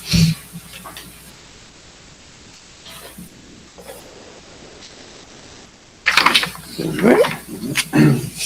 So, next is really looking at the overall capital. How do we fund this? Because everything is being more expensive to take care of. And I think just as we talked about on the operational side, cost being an issue and revenue being an issue, that does not go away on the capital side. So we have that on both. I think it's important, to Madam Chair's point, that when people hear money, they don't know that certain pots can be used for certain things and certain pots cannot be used for other things. Every dime we're talking about here cannot go to teacher salaries, cannot go to operations. And so when someone hears X amount is being spent on a site package, it's hard for them to say, well, why do that should go to teachers, or that should go to class sizes, it just can't. So what we have here is, looking at our strategic capital planning. How do we move forward? We want to align our capital plans to, our capital budget. I think it's one of the things Ms. Huddle said that we would set it up every 5 years. The remaining funds that we have would be spent on that last year of the cycle. That's where we are now. So we would look back, take all of the funds that were in contingency that weren't used. We would exhaust that in this cycle, and then we would start afresh with a new cycle. So that's where we are now. Alan and Gary have kind of gone through all the projects that have been approved the last 5 years. Now we are in Capital 26, which is coming up. This is the final year. We can bring all of those contingencies or leftovers forward. Again, not all of it's spent. You can see sometimes it takes you 3 years to spend something that has been approved. I think the board and community have to understand that there are 7 phases of procurement and 6 phases of construction. And whereas a private person can pick up the phone and call a plumber, we have other steps that we have to go through. So what we are proposing is looking at our spring capital. We have 15 million that we do for annual capital. Again, moving forward, we would like to move this to what's called annual maintenance and put it in those buckets. But if we do that, $11 million of annual maintenance is not going to be enough. It's not going to take care of roofing. It's not going to take care of HVAC. It's not going to take care of ADA or, everything we talked about, furniture, stairwells, lighting. $11 million is not going to do it. So we got to be realistic of what that's going to be. Now, I think under our current borrowing capacity, we could increase what our annual maintenance is. It would just decrease what our 8% is, correct? We recommend 15 at minimum just be for annual maintenance in those different buckets. 4 million for the technology that would reoccur. And that way we could plan out and Alan could say, all right, here's my rotation for site overlay, building envelope issues. A lot of lipstick on the pig comes because we didn't get in a preventative schedule where we could say, hey, look, this needs to be pressure washed, on this cycle. This needs to be painted on this cycle. This parking lot needs to be striped and paved on this cycle. But we can't be on a every year, let's just take $11 million and hope it's going to cover it all. We have to be very realistic. And so I want to be fair to these gentlemen and the team. 11 million is not going to. So I think what we're trying to do this year is this be the last year of project of just where we're taking the annual money and making it projects. We move everything forward, and then the board's about the strategic capital planning of could we at least do 15 for annual maintenance. And I think that's, to be honest with you, looking at your square footage projection, if I think we took $4 a square foot, which is on the low end of your study, times 3.8 million square feet, that's 21 million. Am I right on the number?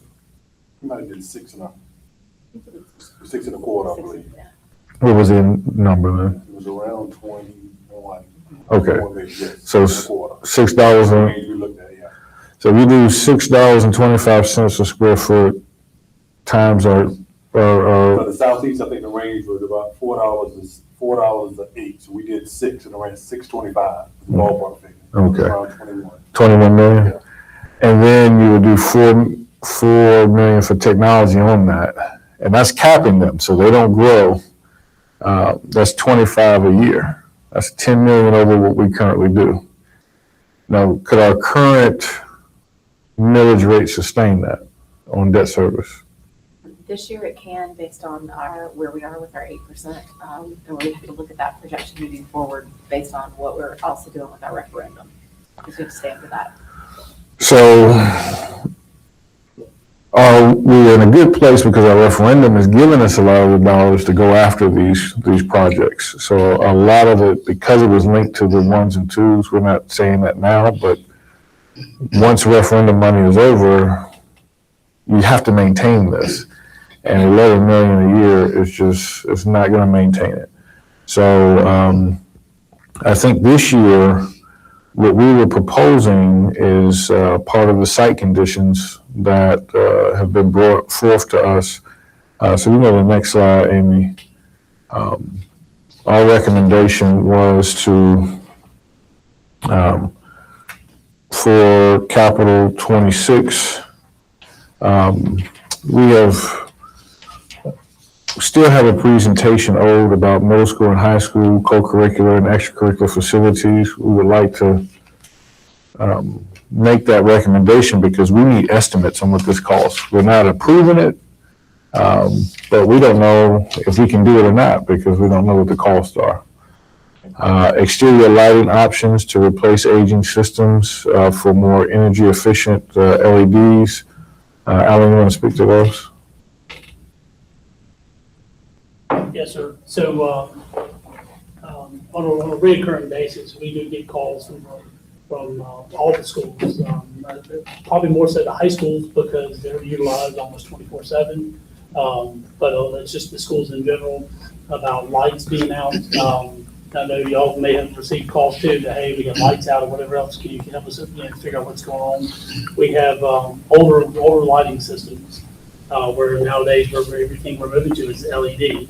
So, that's one of the asks, if the schools are like, hey, can we get some newer lights in here? So, we don't have these issues. And of course, moving to a new lighting system, moving to LEDs is going to help us reduce costs and provide a better light output for our students. And that's kind of how we got to that section about the lights. And you have a review of existing facilities to ensure compliance, equity between boys and girls sports. Yes, sir. So I know, this is primarily in the middle and high schools. We do get calls about, hey, listen, we need some guidance here, we need some help because we may have issues with maybe the softball team. They don't have a place to change. It's not close to the field. Or we may have one girls sports utilizing a boys locker room at some point in time. And I know the schools, they do a balancing act of trying to ensure that you don't have boys and girls in that locker room at the same time. So we do see a lot of that and things we try to manage it as much as possible. We also try to have mind issues and that boys stay in the boys' room and girls stay in the I'll tell you one thing with regard, going back to the lighting though, is I go into the sporting events on that board. And because the schools have gotten so much larger, there's more cars for parks, not just in one little area. The lighting's really good. And this is safety security issue too. But I went to an event, from School of Work, I tried to get all of them, but where the lighting was just not good.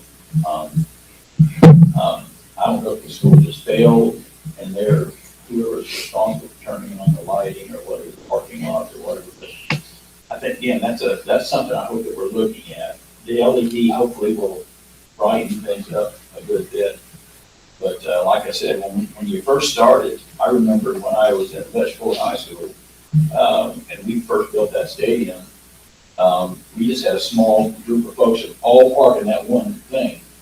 Now they park the lawn all the way down to the end of the front of the school and, around to the other schools and places like that. So I think, again, that's a safety and security thing. So I hope that y'all look at that.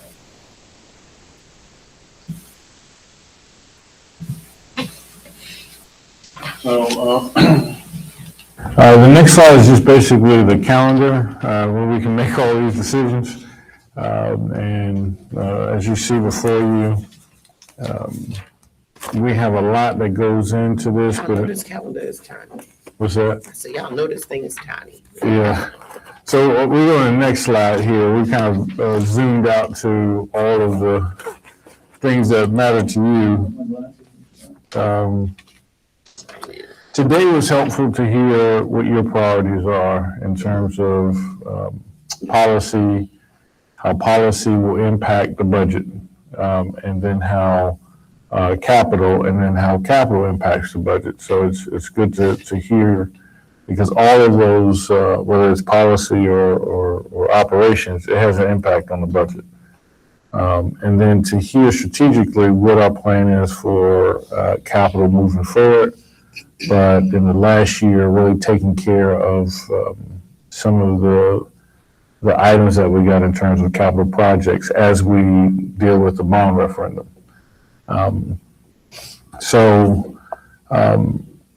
March 23rd is when we go for approval of reappointments for our staff, but we're going to have our strategic plan amendments presented. And this is where our strategic planning process has brought forth some instructional priorities that we're trying to fund. A lot of it's like tier 2 that we've talked about already. So we hope by April 20th to compile all the information that we received today, check back with other advisories, and have to you on April 20th a budget discussion that just hones in on what we talked about today with numbers. That will be our best case scenario as we do with a budget book, and so you can see line item by line item.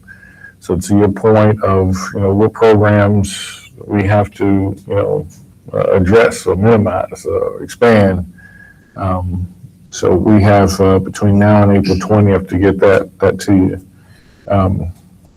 Also, we're asking to get ready to submit the capital budget by April. So we would like to have approval to get the estimates of these projects.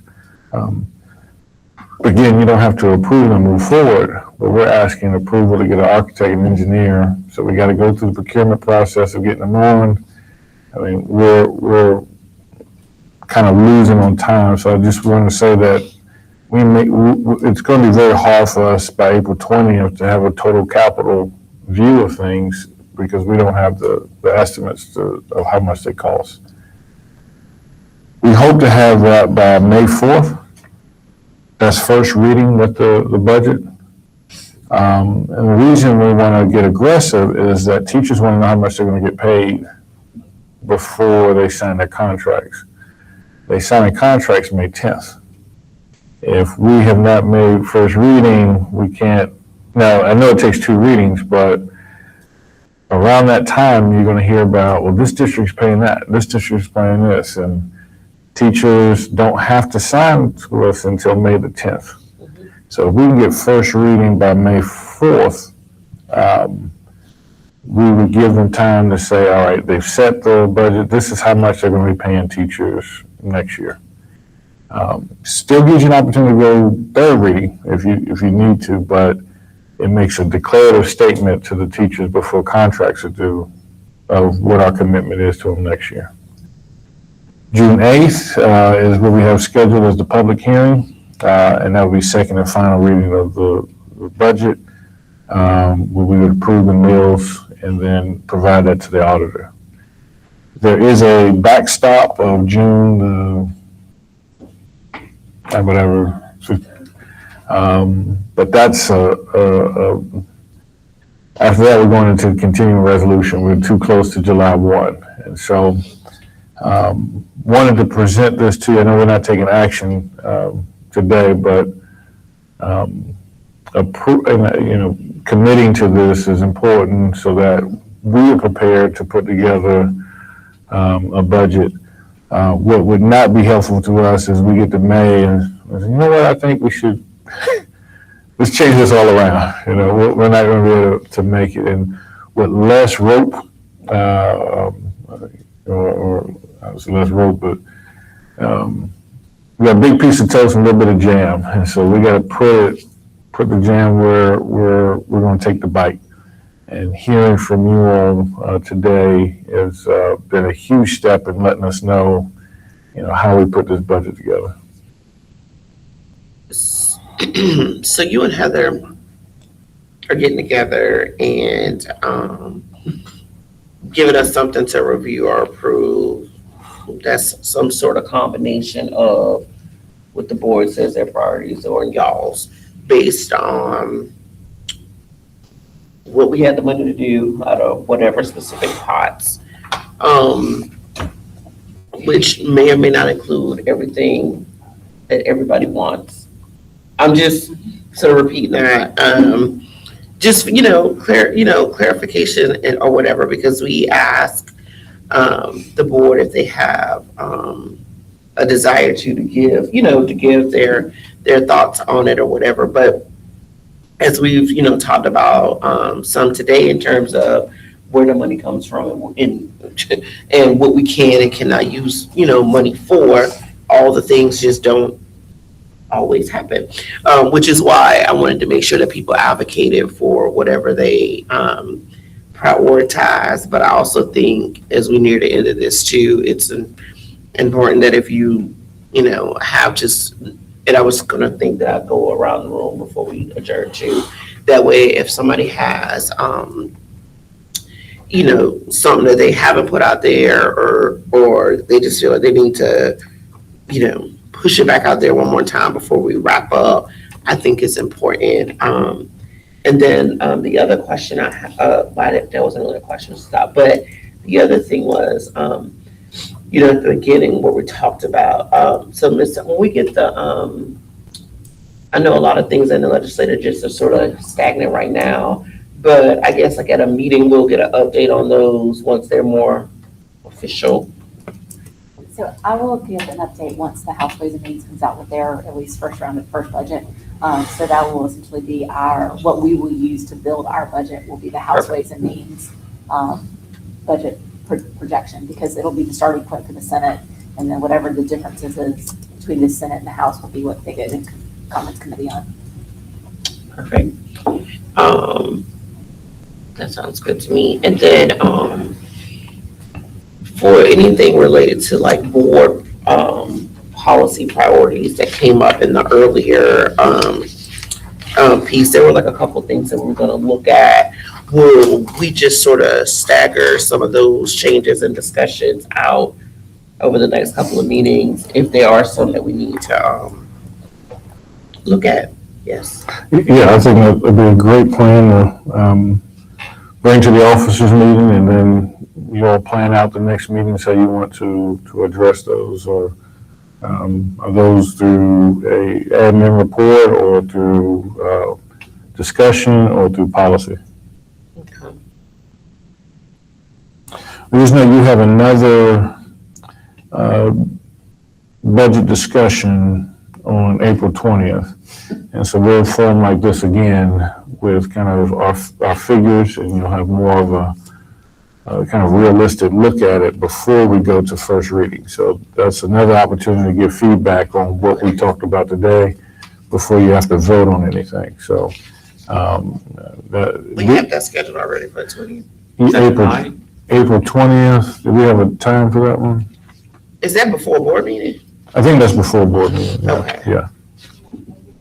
Okay, I'm It's sorry. on the day of the board. Yes. It is. We did it like that last year. We just started the meeting and did the budget workshop and then went into the meeting. I missed it or didn't write it down or whatever, but, okay. I feel like I had another question. I lost it. Does somebody else have a question? Mr. Satterfield? I have 3 comments. Go for it. First of all, I appreciate this meeting. Thank you all for coming here, enlightening us and having this discussion. I think that the more that we get, again, you've heard me say it, this forum is more productive than sitting in a board meeting where we're lined up and we can hardly see one another. You guys come up to the microphone, you guys, trying to see everybody, but so I do like this format. I hope that, the whole board will continue to remind themselves of what we have listed as our priorities. They're the teachers' priorities, they're the community's priorities, they're the advisory council's priorities, and I hope, again, that we will continue to remind ourselves of these priorities and find ways of solving these issues. They're not really issues, but find ways of fixing these things. The second one is, I really like the idea of the bucket of money for being proactive. Again, I guess since I've been in this district, I remember when Nursery Road was a brand new school. I remember when a lot of these schools, I helped open River Springs. Came there after they got open, they needed help. But anyway, I like the idea of being proactive instead of waiting until things get in such disrepair that we have to ask for a bond reference or something. I think if we're more proactive on a lot of these things, we can avoid some of that. And the third thing is, I hope that, I know we talked about the facility improvements with regards to the playgrounds for the kids and the fields, and we all thought that was a great idea, but we cannot move forward as a board unless we get an idea of how much it's gonna cost. We can't vote on something. I can't call the Chevrolet dealer up in Gaffney and tell them I want a new Corvette, which I can't afford, but a new Corvette without having an idea whether I can afford it. So to me, that's just a basic fundamental thing. So I hope that we'll keep our priorities in front of us all the time. Again, thank you for the being proactive, and I hope that we can approve or address the request to get at least get cost estimates for these projects, because to me that just makes sense. That's all. Thank you. About Mr. Satterfield's last comment, I didn't see that on the agenda for Monday. It's not. There was a motion to delay that for action until we had strategic planning of capital. Right. So we are looking, I think we have it on there for discussion. I don't even think it's on the discussion. I don't think it's on the discussion. It's not on there at all, yeah. So I guess we're just looking for direction to put it on there so that we can move forward with it. But we wanted to, I think we have on the strategic planning discussion in capital strategic planning. So we have this meeting. Monday is to have at a board meeting, the strategic planning, and which if that suffices the motion, we would look for, we'd like to look for action as soon as possible. I mean, we started in October, November, and we just wanted estimates. So we'll have the discussion on strategic planning per the motion, and then if that suffices the board, we would like to move to action at the very next meeting. Can I ask why this meeting did not suffice for that? We're looking to the direction of the board. Every time the admin did it, we got told to take it off. So is there a way to amend the agenda and add that? Is it too late to do that for Monday? I don't know what the parameters are. Forgive me. I think fully as long as it's 24 hours. Yeah. Does that require action? No, A formal? it does not, Okay. because as the chair, I can just add something to the agenda. So I don't think that takes us out of bounds in this meeting, since that's something I could do even if we weren't gathered in this space. Okay, that's fine. You want to add it? Okay. So we'll put, Action or discussion? Discussion first, action?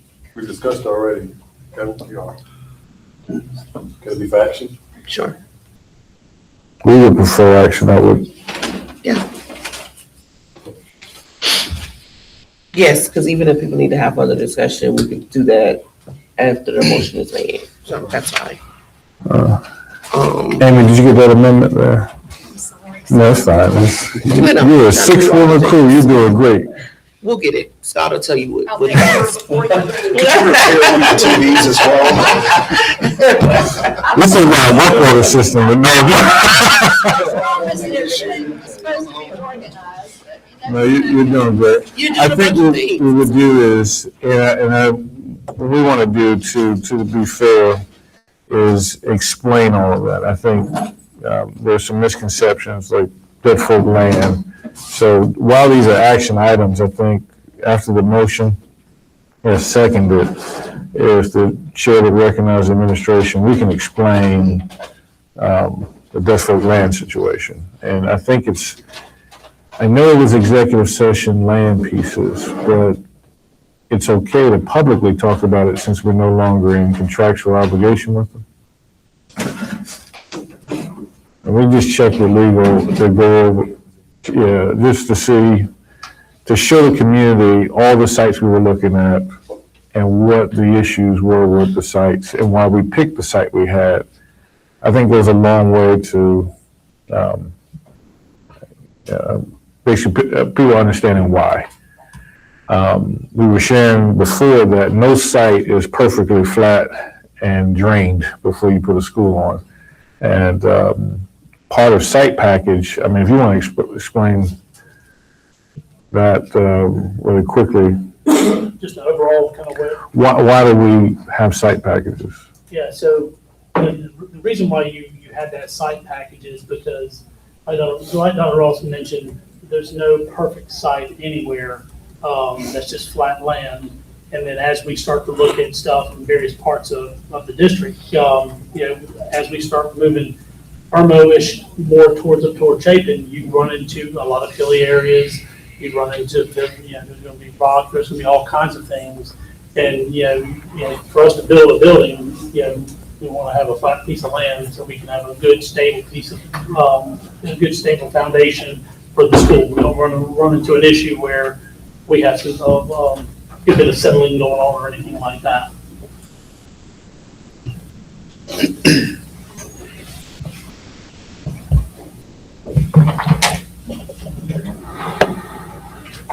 Do we have go ahead. Yeah, so just to close out my part, appreciate the meeting. I thought it was very informative. Learned a lot about the funding. I appreciate the transparency. If the only way to increase teacher pay, that's the majority, of the board's opinion, as long as we're clear with the community, they everybody understands this is a tax increase, and if this is what, you want. So I do appreciate that. The other question was, when we have like excess technology, like the smart boards and so forth, I know we can sell some stuff that is surplus, but like some of the smaller districts throughout the state, is there a program where like, they can purchase it from us, we can recoup some of that, or how? What was that last part of that question? So it's like the older smart boards, part of the technology budget is replacing those with the newer ones. So I don't know if we just sell some or what. So we are able to, sell stuff globally to the public, and then also if there's another agency, we do agency to agency to sell equipment if needed. We actually just purchased some chargers from Lexington One that got a really good, very good discount. The friend is having a discount.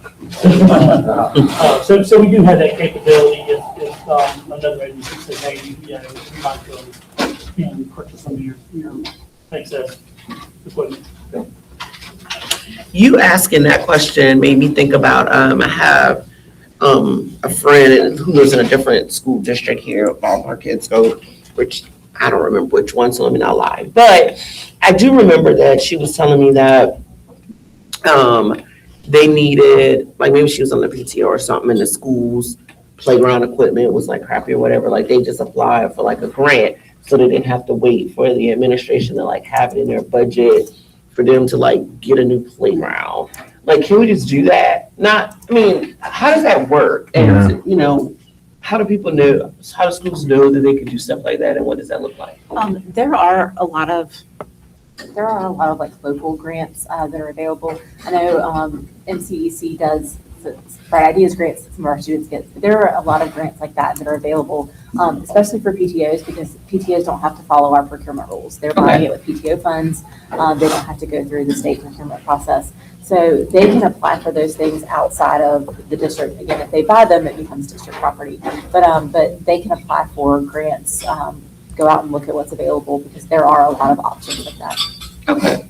The only thing we would just check is with our insurance, With our insurance, obviously. trust. And nobody asked me about it. Yeah. I just, when I heard her, when she was talking about it in passing, just because it just made me wonder, sort of, because if you think about, playground equipment is something we get complaints about all the That's time. right. But, there's not a pot of money just sitting that makes it accessible for us to just go out and replace a new playground every time, even though some of them could use it. So it just made me wonder. But that also clarifies that that's not like you couldn't just say you're going to apply for a grant to do this.